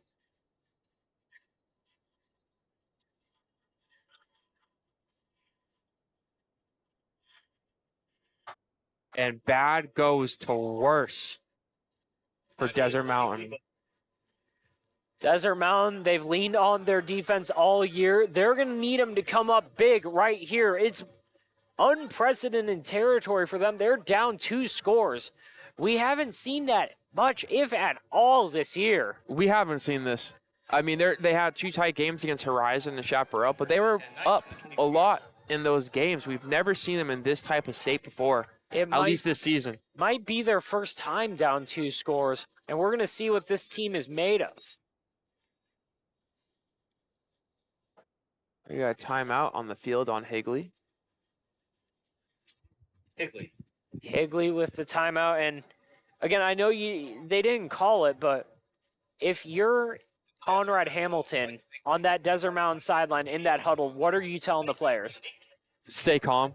I mean, the worst thing they can possibly do now is get an offside call or a holding or a unnecessary roughness.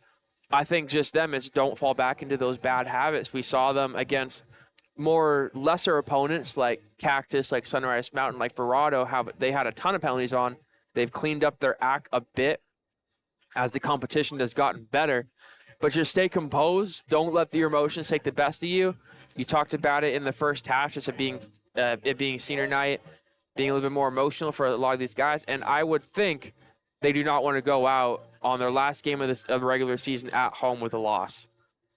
Again, it's senior night over here, and they're gonna need some of them to step up big. Because right now, Gunnar Fuggerl can do no wrong for the Higley Knights. He motions Milner across the field. Fuggerl makes a move to avoid the pressure, rolls out. He's looking downfield, and he's got a man for the touchdown. And missed tackle after missed tackle. Gunnar Fuggerl is putting his statement on tonight's game. Tavion Sewing and Gunnar Fuggerl. So we got a player down on the field. Can't really see who it is.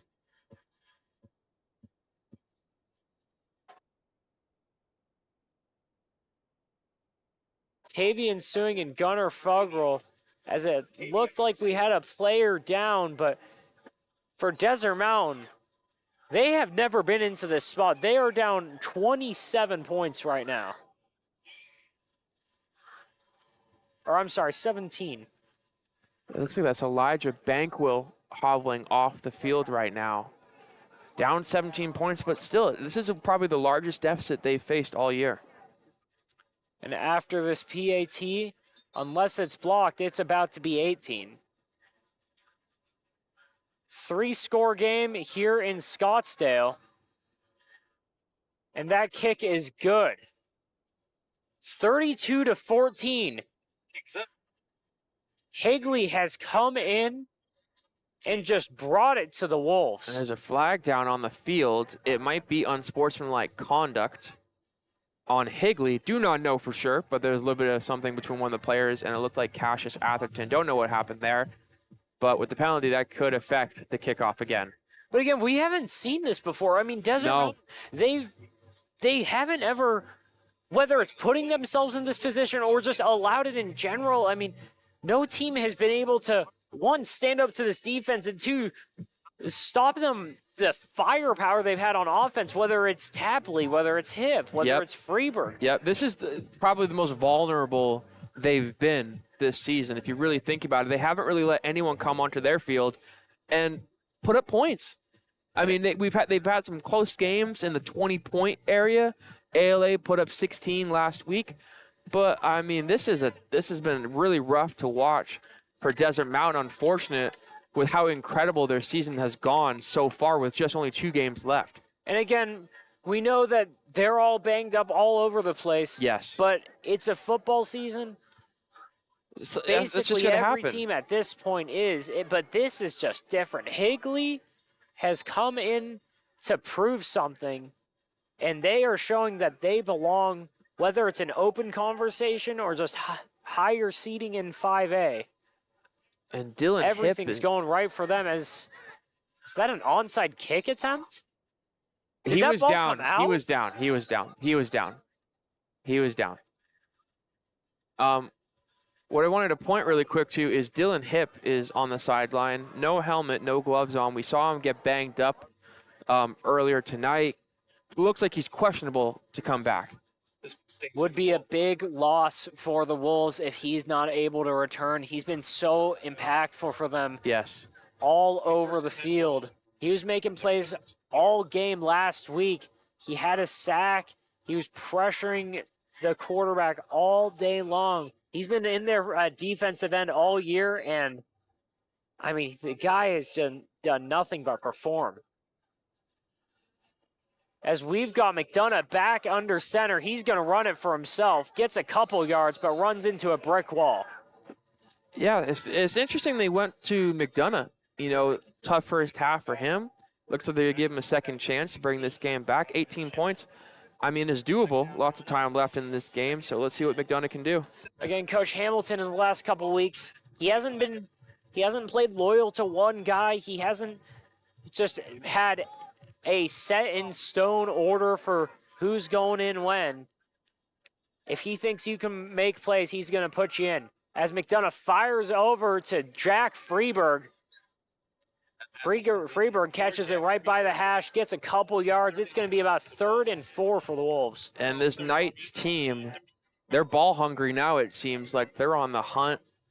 They saw a little bit. Looks like if it was a boxing match, DM might maybe hit one knee in the second round, but right now, I mean, just Higley's defense seems a little bit more juiced up, more fired up in the second half. And why wouldn't they be? They've already got 3 picks in the game, and they're just looking for more at this point, as Desert Mountain needs to put up a score. McDonough tries to find Freeberg over the middle of the field, just wide. He was getting hit, though.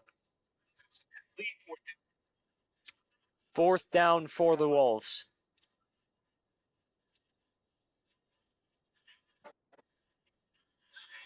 Now, what did you see on that drive, though? Obviously, a quick turnover, or they're going to quickly punt it, but, I mean, just a suffocating effort so far from the Knights. What's going right for them?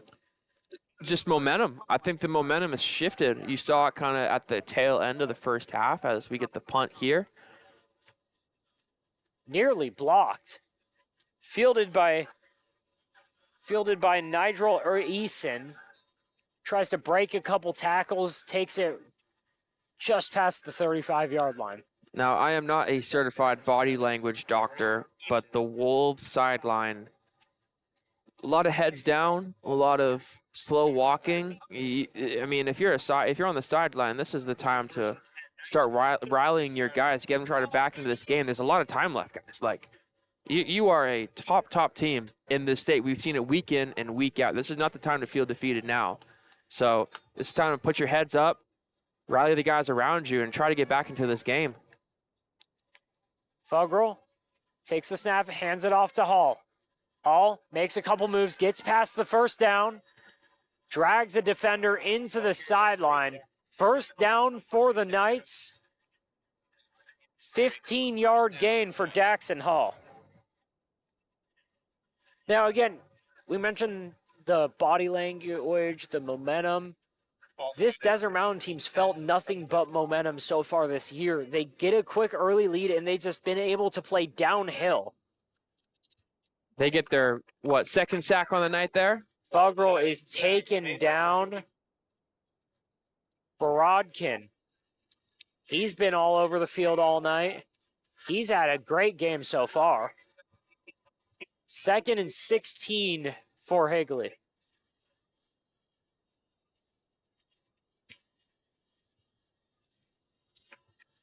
Fuggerl moving around, trying to buy some time. He's going to run it himself. Gets past the original line of scrimmage, just shy of the 45-yard line.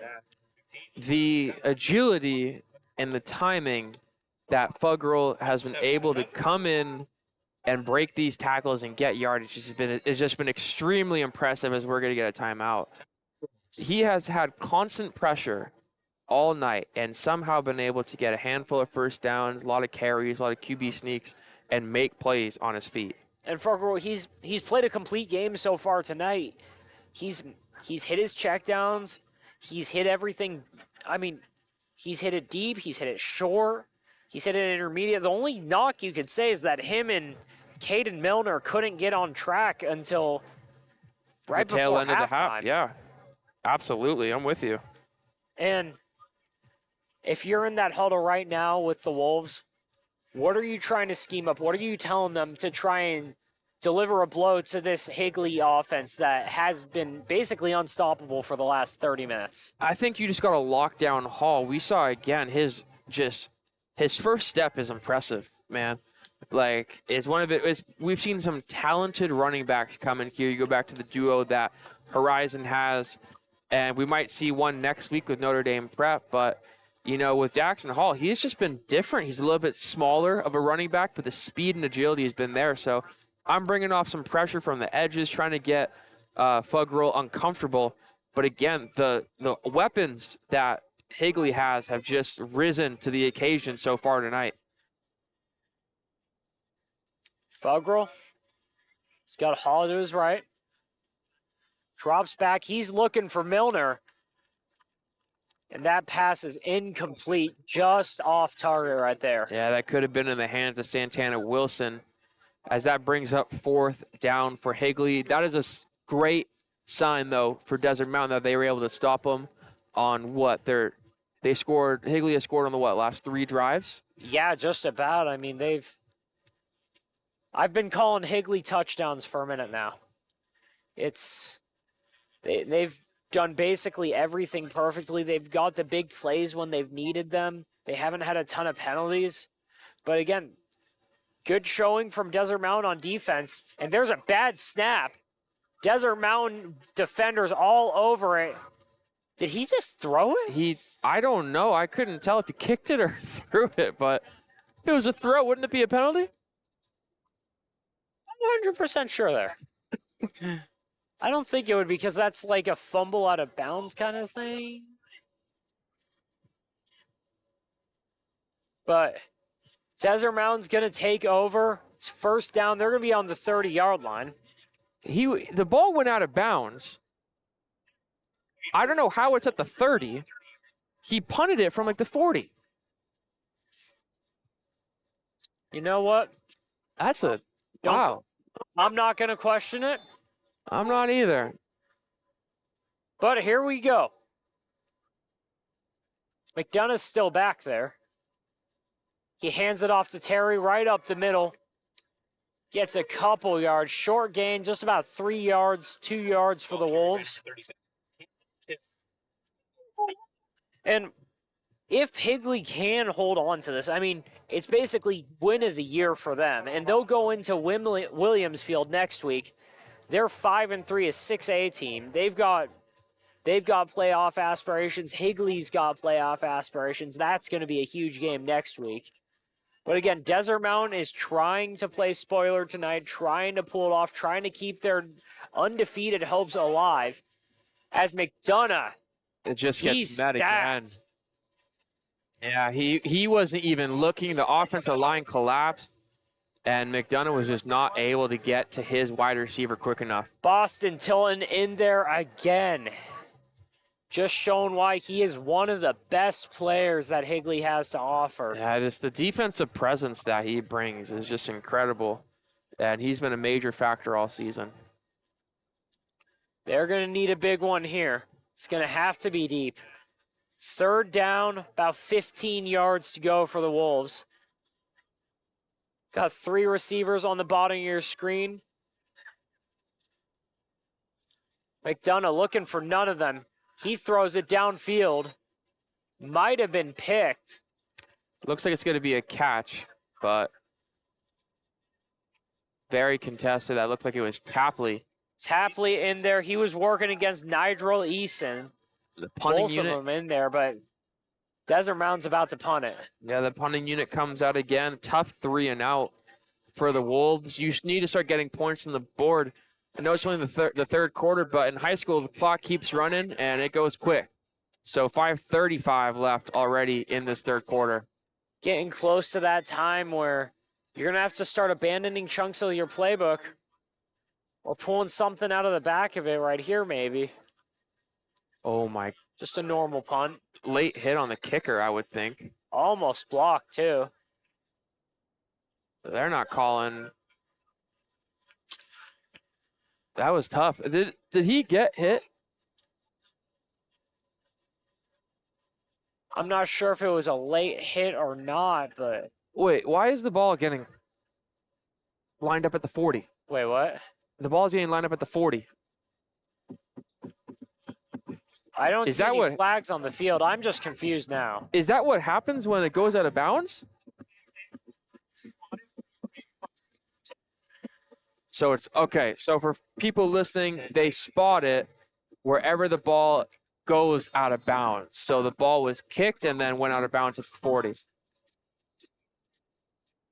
Hands it off to Hall right up the middle. Thank you again to our incredible tech director, Tyler, for knowing those rules. I didn't think it went out that early, though. I didn't either. I thought it went a little bit deeper. That's why we got Tyler. Hall takes it for about 3. It's 2nd down, about 7 for the Wolves. Or for the Knights, I'm sorry. Bogrel, a little too eager right there.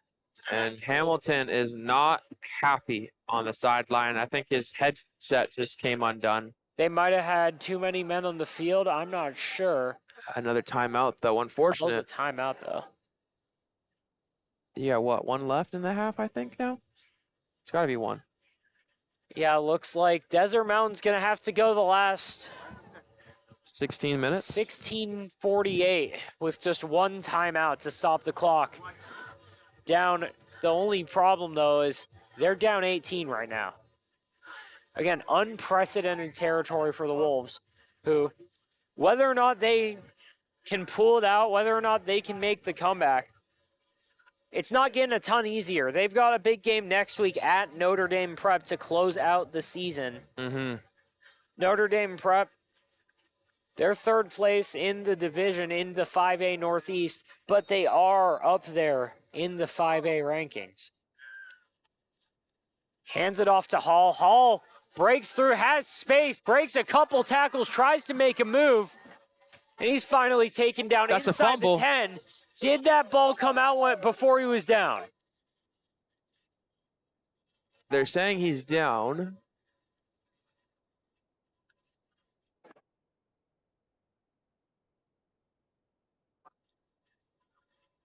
Big run by Hall. The ball came out at the end, but they're going to say he was down.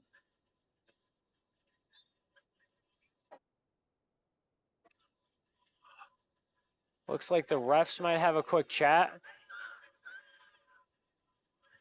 Nope, they've figured it out. Higley, 1st down inside the 10-yard line. Fuggerl dumps it off to Hall, who's immediately taken down. These are the type of moments where you need your top defensive guys to step up and make a big-time play. You know, Santana Wilson was almost in on that fumble. They said he was down first, but now in the red zone, second down with the time going, you cannot let up another score. And Elijah Mears right there steps up, makes a big open field tackle on Hall, who's been almost impossible to bring down tonight.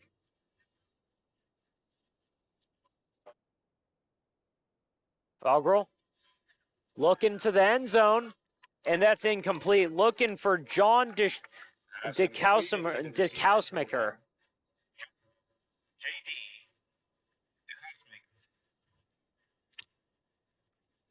Just couldn't connect with DeKausmaker in the end zone. A little high.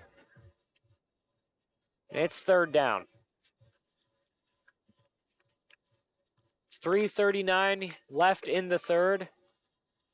He pitches it over to Hall. Hall's got a lane. Hall's fallen forward into the end zone. Touchdown, Higley. It's going to be 38-14.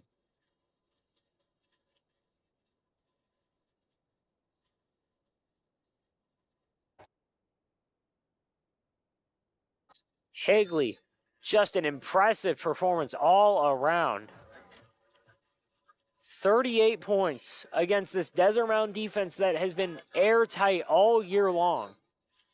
39 now. Yeah, it's just they've outplayed the home team.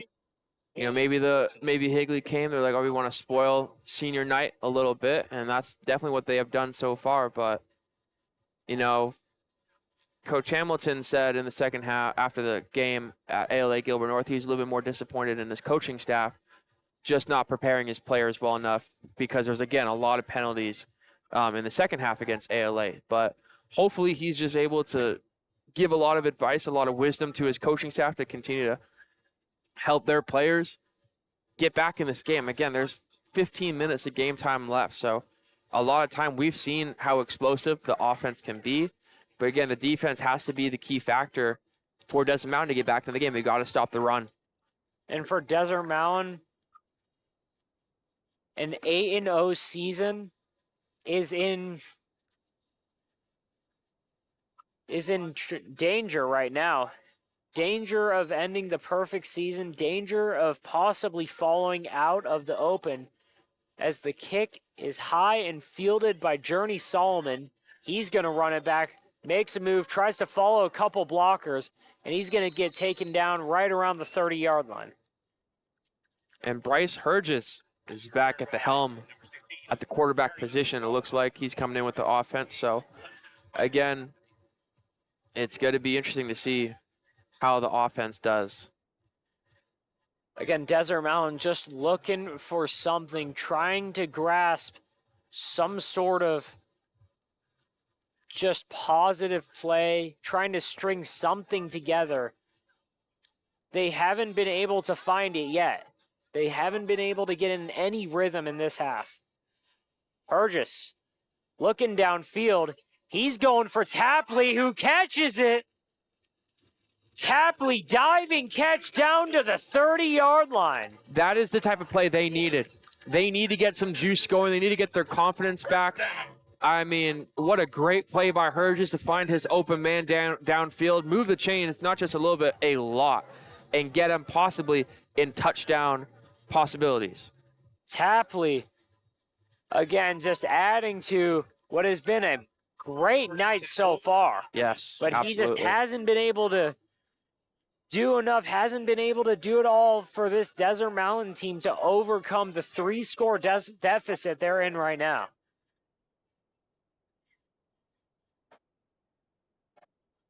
And that is their final timeout of the half. Desert Mountain not able to get set on time, had to burn their last time out of the game. If you're in that huddle, I don't even know what to say. I don't know what to say, Steven. Is there anything you could do to try and provide a spark to this offense. Obviously, that they play just to did. Dylan Tapley provides it a bit, but we've seen this a couple times throughout the game. They'll get a big play, and they've just so far just sputtered out. So is there anything you think they can do to just sustain it for the rest of the game, for the last 15 minutes? Just throw the ball. I mean, Hurgis has shown his consistency with the ball. When he sees his open man, he's got him on a dime. So, I mean, use that. Really use that. I mean, Cameron Terry's been solid. He's been a workhorse, but, Hurgis has shown time and time again so far that he has the arm to do it. And, I mean, let's see what happens here. Hurgis looking downfield. He's got Jack Freeberg in the end zone. Touchdown, Wolves.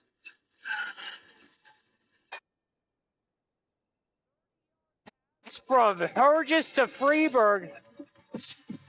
The Wolves show something on offense. I told you, use the arm. I mean, it's there. And he's been solid every single time he brings on the floor. So Bryce Hurgis, again, showing what he can do. Creatively, he sees this guy downfield. He knows how to get him there. And, I mean, just, again, he's been so impressive to me through these first 3 games as a Desert Mountain Wolves. Lightning strikes here in Scottsdale, and for the first time this half, this Desert Mountain team, they're showing some life. And the kick is right through the uprights, 21-39. Lots of time left, but now the defense needs to step up. They've seen what their offense can do. They can get them back in the game. Use that as fuel. Use that as motivation to get back. Is it too early to try an onside kick? No, not at all. I mean, with how these punts and kicks have been going, they mark him just really close in. So, just do it. Let's go. I wouldn't mind it. I mean, maybe a squib kick. Again, Coach Hamilton, he's got an uphill battle right now.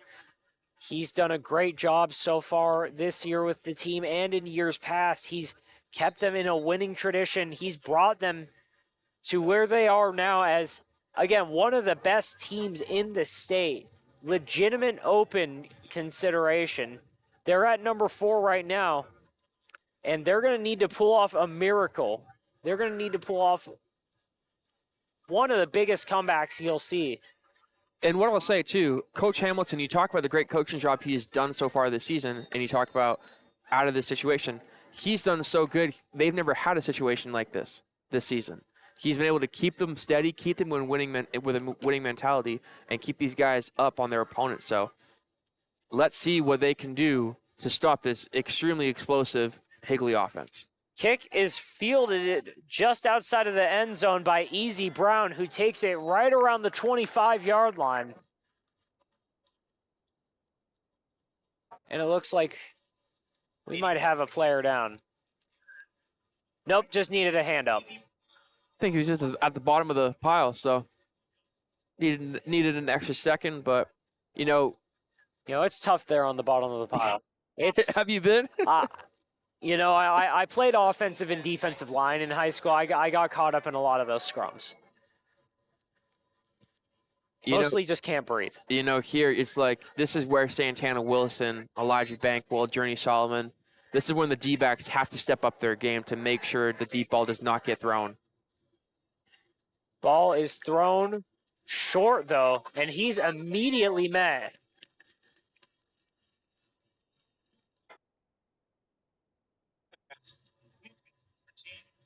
Taken down immediately. That's Michael Sheldrick. They credited it to Lucas Bloomling. I saw Sheldrick in there, though. I think it was Sheldrick, yeah. Handoff to Hall is faked, but Fuggerl met immediately by the Desert Mountain defense, applying pressure. Brody Olson was in there. He has a great job at baiting the defender to eat on that tackle, on that fake handoff. That's why he's been so successful. But again, just get met, third down. I can't see if it was past the line. Clearly it was, if this could be a penalty right here. Looks like it's going to be a penalty against Colton Brodkin. Is he be what, 3rd and 5 here? Or 3rd and whatever? 3rd and a couple. Yeah, okay. 3rd and what looks like about 2 for Higley. Desert Mountain, they need to make this stop if they want to stay in the game. They're not there yet, but we're getting close to crunch time for this Wolves team where they basically can't allow any more points. Again, 39-21. 3rd down for the Knights. Fuggerl looking around, fires it off, but he's met immediately. Larry Halverson. Are they going to give him the spot? Doesn't look like it. Wolves defense comes through, and unless they go for it on a 4th and short. And it looks like they're going to bring up the punting unit.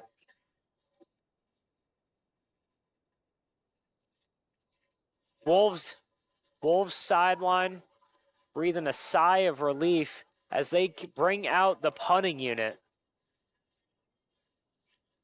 They've missed that side out there. They've got Jack Freeberg back deep to receive it. High punt. He's not going to touch it, though. And that's going to be down right at the 22-yard line. Andrew Zuby with a little bit of a late hit on Freeberg there. Not too much for a penalty, but maybe just a little bit of a love tap. You know, maybe they're friends. Maybe they are friends. You know, I've noticed a lot of guys are tight within this football community here in Arizona, so. And the Wolves, they're trying to make it into a tight game. If they get a score on this drive, it'll be within 11. Yep. And that is doable for one quarter. Biggest deficit the Wolves have faced all year. Again, they're fighting uphill right now. But can they pull it off? Burgess fakes the handoff. Dancing around a little. Fires it downfield to Solomon. Did he come down in bounds? Looks like they're saying he was outside when he caught it. Great catch, though. He did catch it, but he's just short of the line. That's still a candidate for the huddle highlight reel. Doesn't count for anything in the stat books, though. 2nd down and still 10 to go. Higley, they've brought pressure all night from all different angles. They're hoping for some more right now, and Desert Mountain is hoping for a few explosive plays. Burgess just couldn't get away. That's Tilton again. Boston Tilton again. That's his 9th sack on the year. Unbelievable play by him. He's been a major factor, and it looks like that might take us to the end of the 3rd quarter with just 11 seconds left. Yeah, tough break for the Wolves there on that 2nd down. Wolves, it's going to be 3rd and from here to Gilbert. And it's going into the 4th quarter. Down 18 right now. We're going to go to break. Take us.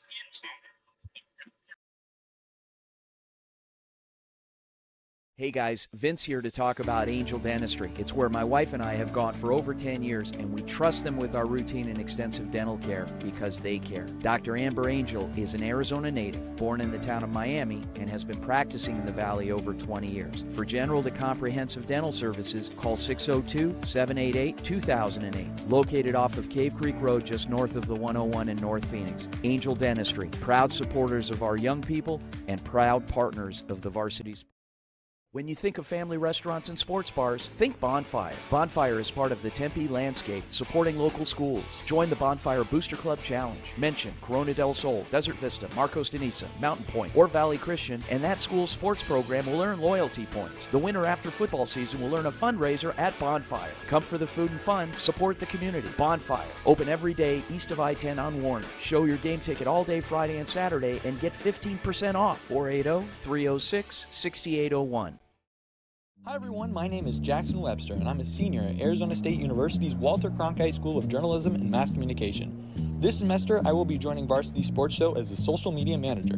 I'm excited to promote and make engaging and informative content this semester. What's inside you?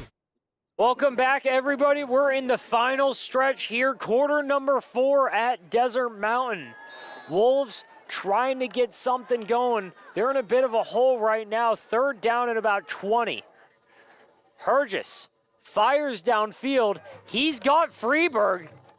Freeberg down before the first down, but it's going to be fourth and manageable for the Wolves. You got to go for it on fourth down here.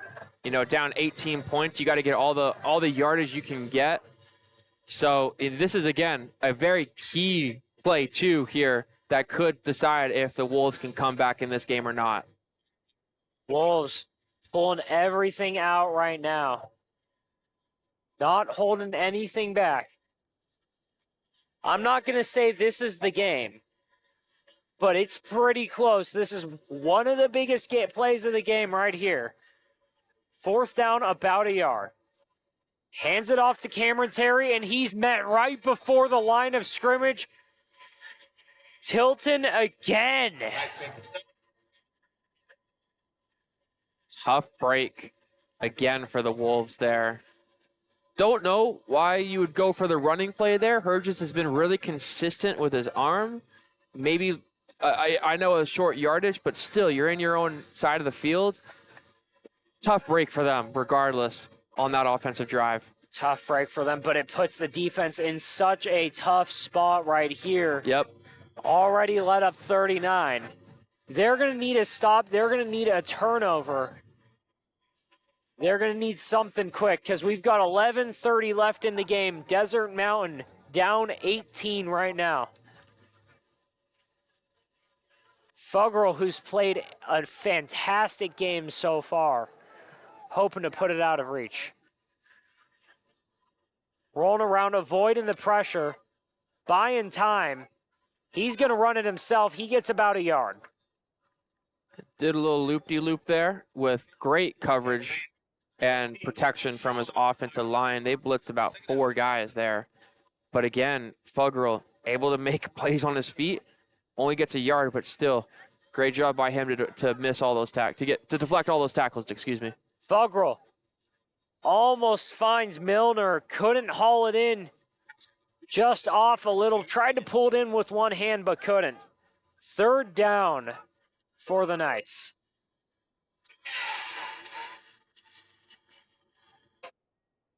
Are you blitzing here?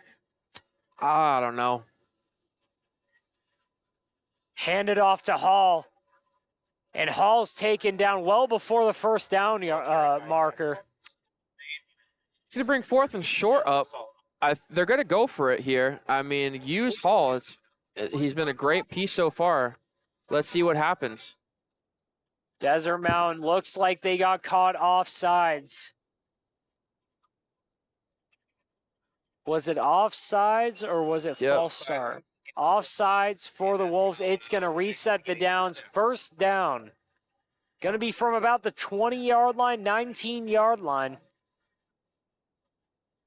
And at this point, the Wolves might just need a takeaway here. Motions a man across. Fuggerl looking deep. Looking to the end zone. Does he have him? He does. Easy Brown again. Wolves get a touchdown. And it's 45-21 here in Scottsdale. Wow. I mean, he was falling back. Coverage from Santana Wilson. Still able to make the catch. Unbelievable play by Easy Brown. And the kick is blocked. Was that Wilson again? It is Wilson.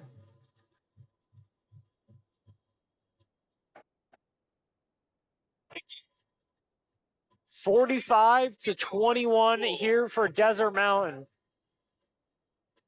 And now we're basically in miracle territory for them. They're going to have to pull something out if they still want to win it. They need a touchdown here, might need two.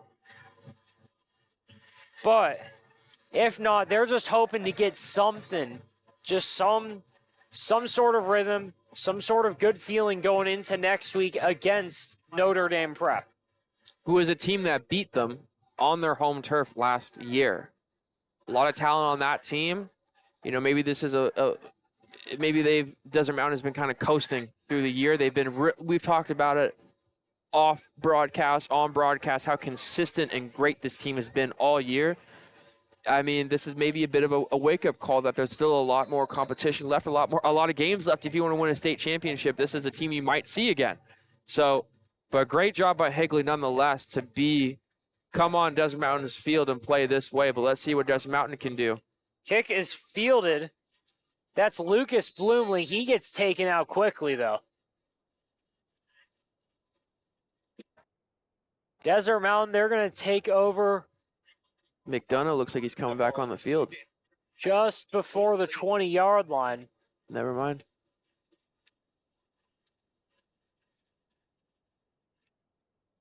McDonough's not on the field. It's Hergis right now. Yep. And the Wolves, they're attempting revenge against Higley so far. One they're hoping to forget soon. Hoping to change the tone against Notre Dame Prep next week, though.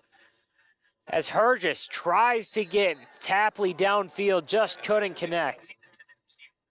Tight coverage all the way downfield again by Eason. Eason has been a standout player for me on the Higley defense. He's had the toughest task with Dylan Tapley, a big receiver, not just like one of the best receivers in the state, one of the biggest at 6'3", 6'4", I think. So being able to do that, cover him, only let him go break out a couple of times has been extremely impressive.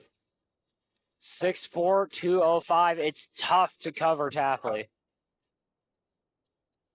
Hergis drops back, firing deep to Tapley, and it's broken up again by Eason.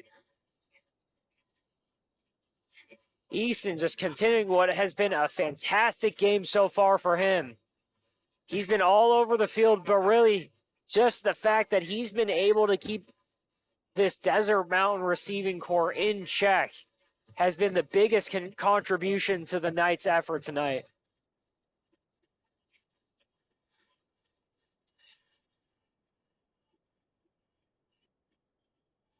Hergis empty backfield.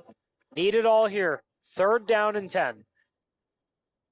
Knights bring in the house. Hergis stands in there for the hit.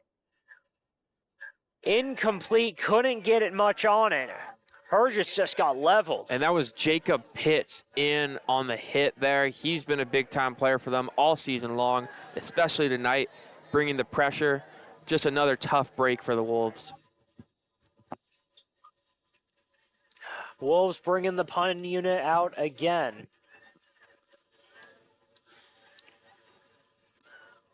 They've got Eason deep to receive it. And right now, it's looking like Desert Mountain is about 9 minutes away from their unbeaten season going away. Eason tries to make a couple moves. Can't really get anywhere. Taken down right at the 45-yard line. We've got a flag on the field.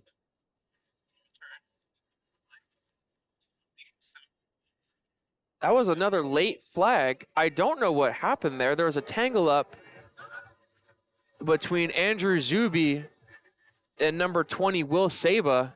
Let's see what happens here. It might be unsportsmanlike conduct on both. I don't know.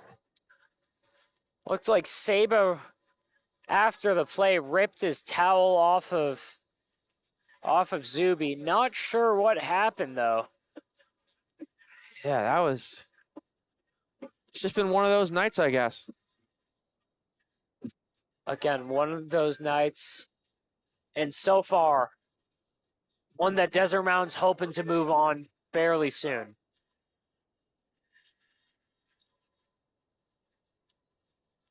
Referees. Zuby had a lot of unnecessary contact, during that. He pulled him down. The play was done. He still had him on the ground. Saba had to try to get up.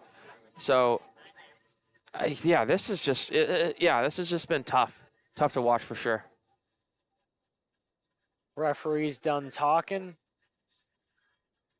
They're taking the play even further back. It looks like it's going to be unsportsmanlike conduct or unnecessary roughness on Desert Mountain because now the ball's on their own 40. Well, it's going to be first down from the 40 for Higley.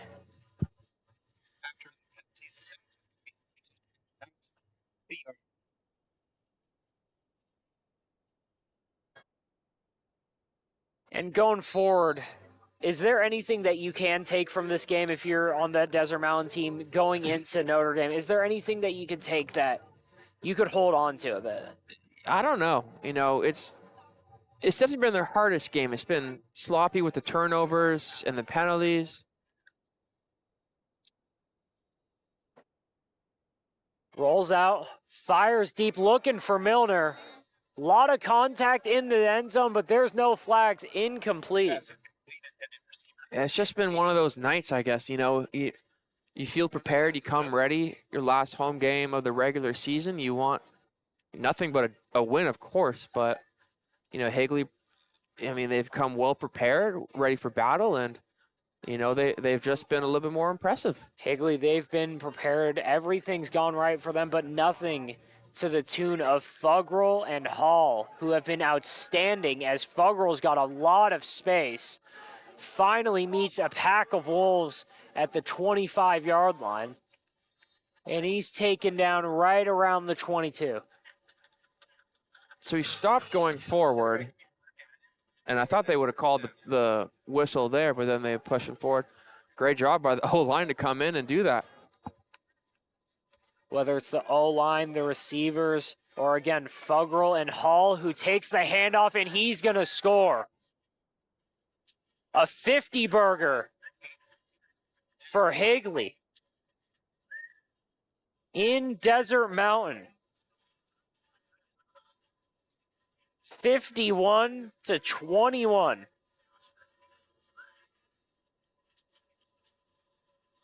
I'm speechless. I am too, man. It's impressive. We knew going into this game that Fuggerl had played well this season.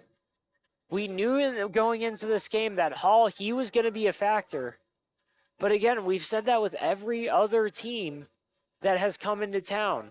They managed to contain the Horizon rushing attack. Most definitely. They managed to contain Chaparral.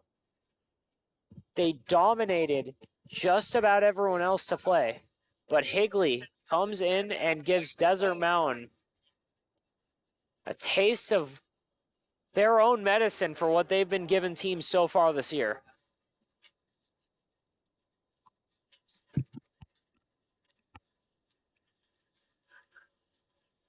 Higley with what could be, what will end up being the win of their year so far.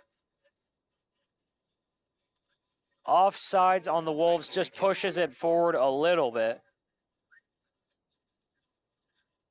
Negligible gain for Higley. Kick is blocked again.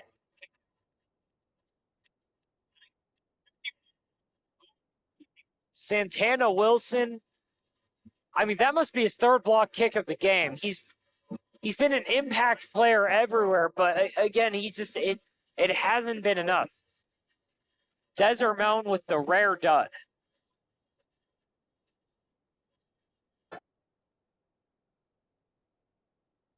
Again, going forward, they're going to be on the road. It's their first home loss since, guess who? Higley on December 12th last year when they beat them in the playoffs, 35-33. It's their first, it's the most points they've allowed on the road since then.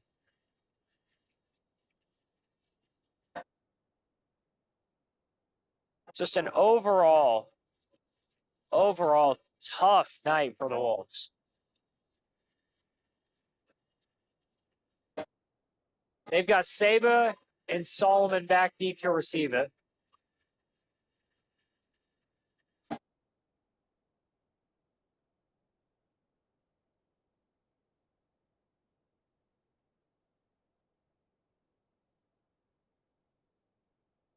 The most points Desert Mountain has allowed at home in well over a year. Saba's going to take the kick. He's going to run it back. Try and find a block. He's got a seam. He's got room to run. Saba, one man to beat, taken down at the 48-yard line.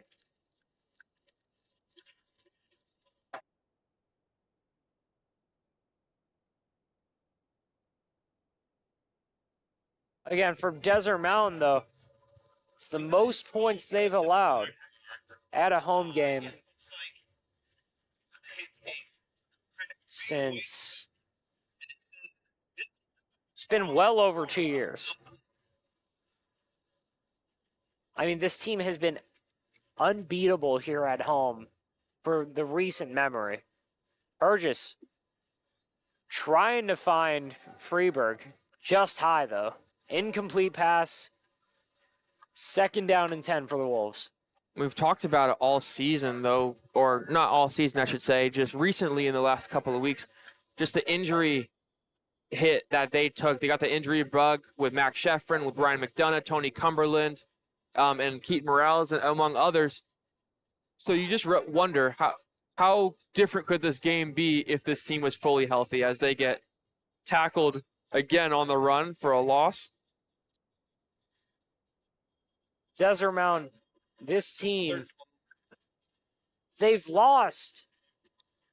They've only lost 1 or 2 games a year at home since 2019. Wow. 2019, they lost 3. That's the last time they've had a losing record at home. Obviously, they're going to end the season with a winning record at home. But just a tough night for them, especially on senior night. Burgess, he's looking deep. He's got Tapley, and it's broken up by Eason again. Had Tapley open downfield, didn't get enough juice on it, though. Eason able to undercut it, break it up, and it's going to be 4th down. We've got the punting unit back on the field again for Desert Mountain. Tough break again for the Wolves. You know, this is definitely not the way they wanted to go out at home in front of their own fans. You know, next week they're not going to be far from home, being at Notre Dame Prep, which is just down the street here in Scottsdale.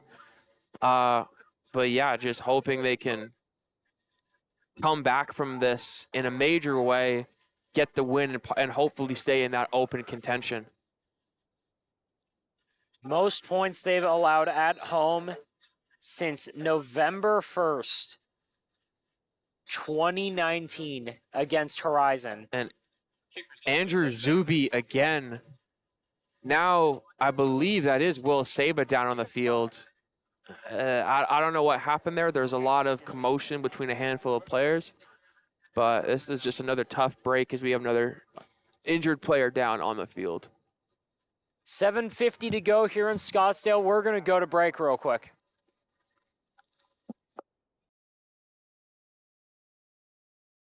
Hey guys, Vince here to talk about Angel Dentistry. It's where my wife and I have gone for over 10 years, and we trust them with our routine and extensive dental care because they care. Dr. Amber Angel is an Arizona native, born in the town of Miami, and has been practicing in the Valley over 20 years. For general to comprehensive dental services, call 602-788-2008. Located off of Cave Creek Road just north of the 101 in North Phoenix. Angel Dentistry, proud supporters of our young people and proud partners of the Varsity. When you think of family restaurants and sports bars, think Bonfire. Bonfire is part of the Tempe landscape, supporting local schools. Join the Bonfire Booster Club Challenge. Mention Corona del Sol, Desert Vista, Marcos de Niza, Mountain Point, or Valley Christian, and that school's sports program will earn loyalty points. The winner after football season will earn a fundraiser at Bonfire. Come for the food and fun, support the community. Bonfire, open every day east of I-10 on Warner. Show your game ticket all day Friday and Saturday and get 15% off. 480-306. Welcome back, everybody. Will Saba was the man down on the play. He's able to get off the field under his own power. Hope he's all right. And Higley, they're going to bring their offense back out to the field again, up 30 against the Wolves. In a game that has been so dominant by Higley. In this game alone, they have scored half of the points that Desert Mountain has allowed this season going into this game. 51 points for Higley. So that play goes down quickly, had nowhere to go. Second down for the Knights. But think about that. If that score holds right now, Desert Mountain will have allowed 153 points, and 51 of them belong to Higley. Throw down the field by Fuggerl. That's incomplete, just offline. He was looking for DeKausmaker. Broken up by Elijah Mears. Third down for the Knights. 7:17 left in this game. You know, with a deficit like this, you're just hoping to get your offense back on the field to put more points up. Pass is completed to Jaden Taylor. Gets a couple after the catch, but he goes down short of the sticks. Now, if you're Coach Zubby on that Higley sideline, I mean, what's the speech after this game? How do you move on from this game? You're gonna be 7-2. You're most definitely gonna be either the number 2 or you're gonna either stay as the number 2 team in 5A or move up to the number 3 team, move up to the number 2 team. Yeah. Possibly get open consideration. I'm not sure if they would though. There's a penalty on the field. I mean, it's the win of the season for them as we've got a penalty on the field. Yeah, I'm with you on that. It's the win of the season for them for sure. They got one more tough opponent next week in Williamsfield. But, I mean, this could be, you know, I know the open is based off points, right? So, like, this could get them in a favorable position to get that last spot, one of those last 2 spots. And, you know, you don't know what's going to happen in the future, but if they matched up with a Basha, with a Chandler, with a Liberty or Centennial, I mean, they wouldn't go down without a fight. We've seen Basha and Chandler have been a bit more vulnerable. With Chandler has 2 losses on the season, I think. So you just never know. That's the thing I've noticed with high school football, especially here.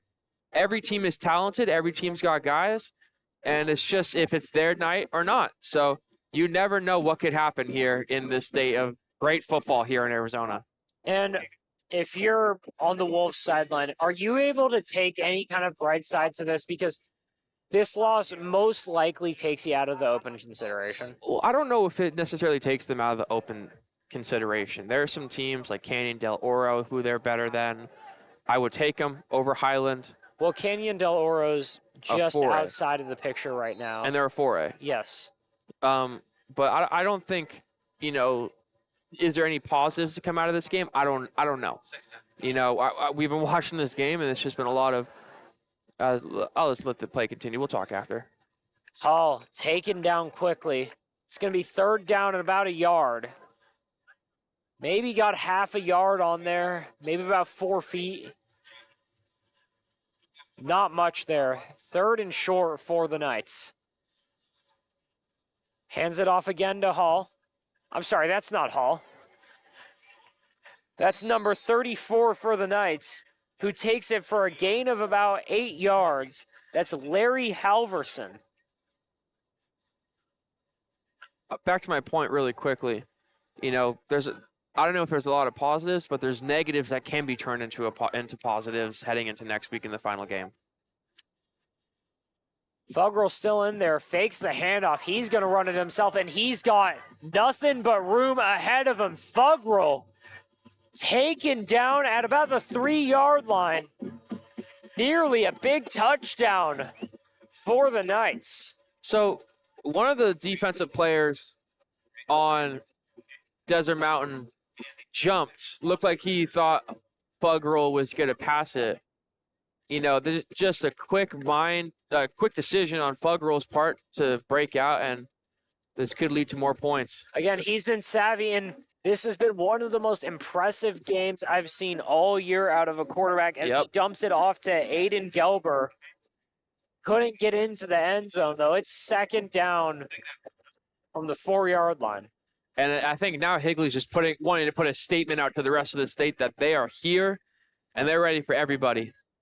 If a 30-point win over a top 5 team in the Open right now isn't a statement enough, Higley trying to hammer the nail in the coffin.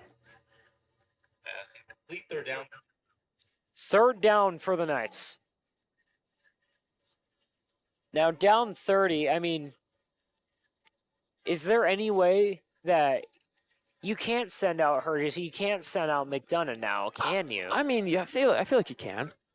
I don't see why not. Pass deep into the end zone is broken up. Trying to find Jaden Taylor.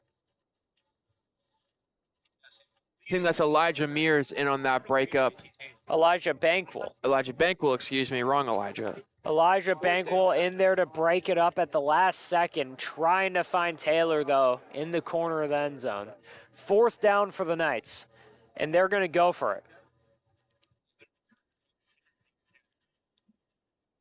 Hall back in there. And Higley really trying to stick it to the Wolves right now. Hall takes it into the end zone. Touchdown Knights. 57-21, 4:20 left on the clock. They didn't have to bring Hall back in there. I think they chose to because, I mean, they just don't like Desert Mountain. And making the drive all the way from Gilbert, we searched it up, 45-minute drive. They didn't want to go back with a loss, and, that's just been how they have played today as the field goal is up and good, making it 58-21. Again, these two teams have history, and yes, you are correct, unless we get about 25 minutes added to the clock and a 37-point comeback occurs. You never know, man. They're going to go home with a win. Desert Mountain's going to go home with a loss. And again, they're just going to try and find something on film to hold on to going into Notre Dame prep to hopefully put one last effort in the books to maybe push themselves in the Open or cement themselves as a 5A contender. Not just as a 5A contender, though. Right now, they might be the favorites. But Desert Edge, it's looking like Desert Edge. If this score holds and if Desert Edge is able to win, they're going to be moving up in the Open conversation. Might just take Desert Mountain's spot as Solomon takes it from nearly the end zone. He's thrown down at the 15-yard line. It's been a lot of high hits. Looked like he took him down from the helmet there, or at least close to the helmet. But, 4 minutes left. To your point, it looks like they're going to stay with Hurgis. He's been just the better quarterback today. But, you want to get positive signs, you got 4 minutes here to make some positive signs for heading into next week. Honestly, kind of surprised they've still got Hurgis in there. Down 37. Would have thought you would have seen Grant Gardona or someone else as he hands it off. Run over to the left side. That's Evan Schwartzer, number 24.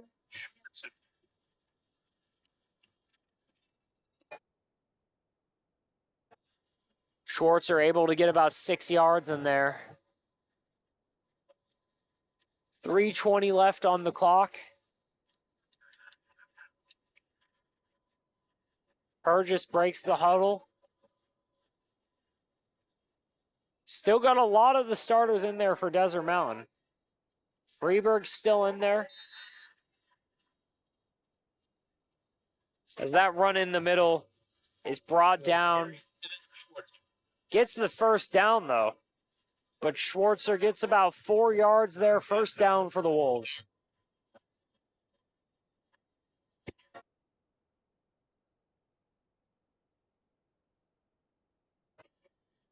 Desert Mountain, again, a tough way to end your season at home. They've still got another game, and they're going to make the playoffs, most likely hosting a game, as Schwartzer takes the ball up the middle, gets about a yard. This is not it for this Desert Mountain team as far as home games, not it for the season. Because if this score affects their open chances, they'll just move down into the 5A playoffs and most likely be the number 1 or 2 seed in there. If they are able to stay in the open conversation, again, they still have playoff games. Might be able to pull off a win against Notre Dame Prep. If they do, and if they pull off a big one, they'll most likely have a chance at upping their odds in the open conversation, put themselves into a spot where they could maybe host an open playoff game. But right now, those chances aren't looking great. And really, it's just a conversation of looking towards ending the season on a high note next week for Coach Hamilton and the rest of the staff, the players. 1 minute left. Schwartzer's going to run it over to his right, taken down. Gain of about 2 yards. It's going to be 4th down, though, for the Wolves. And it looks like the punting unit is going to come out. That is the last we will see of this Wolves offense. Again, a couple of banged up players today. Will Saba, I see Santana Wilson, it looks like down there getting checked out too. This is not the sight you want to see for such a talented and great team we've seen all season heading into the last week of the year. And again, we've said all year, will this team, they've been able to bend, not break. But the penalties so far this year have been the story. They've been penalized every single game heavily. And we've been wondering how long could they keep up with penalties. That? How long could they sustain that? Will they ever break? It's going to be... And this year, the penalties reared their head as we've got 3 seconds left. There's penalties. As the clock goes to 0, are they going to assess the penalties?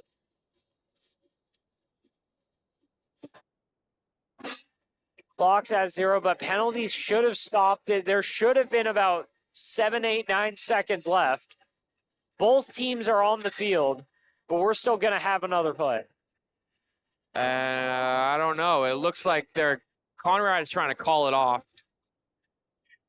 And, I don't know what penalties are going to do for 1 more second. Just kneel it. But, for Higley to come in here, put the work in they do, very impressive win for Higley, but still 1 more week for Desert Mountain. And, we will see what happens. To each other. Tapley and Eason meeting at midfield. Friendly embrace from them. But an ugly one here, 58-21. Stay tuned for the post-game show. And thank you for joining us here. We're going to go to break.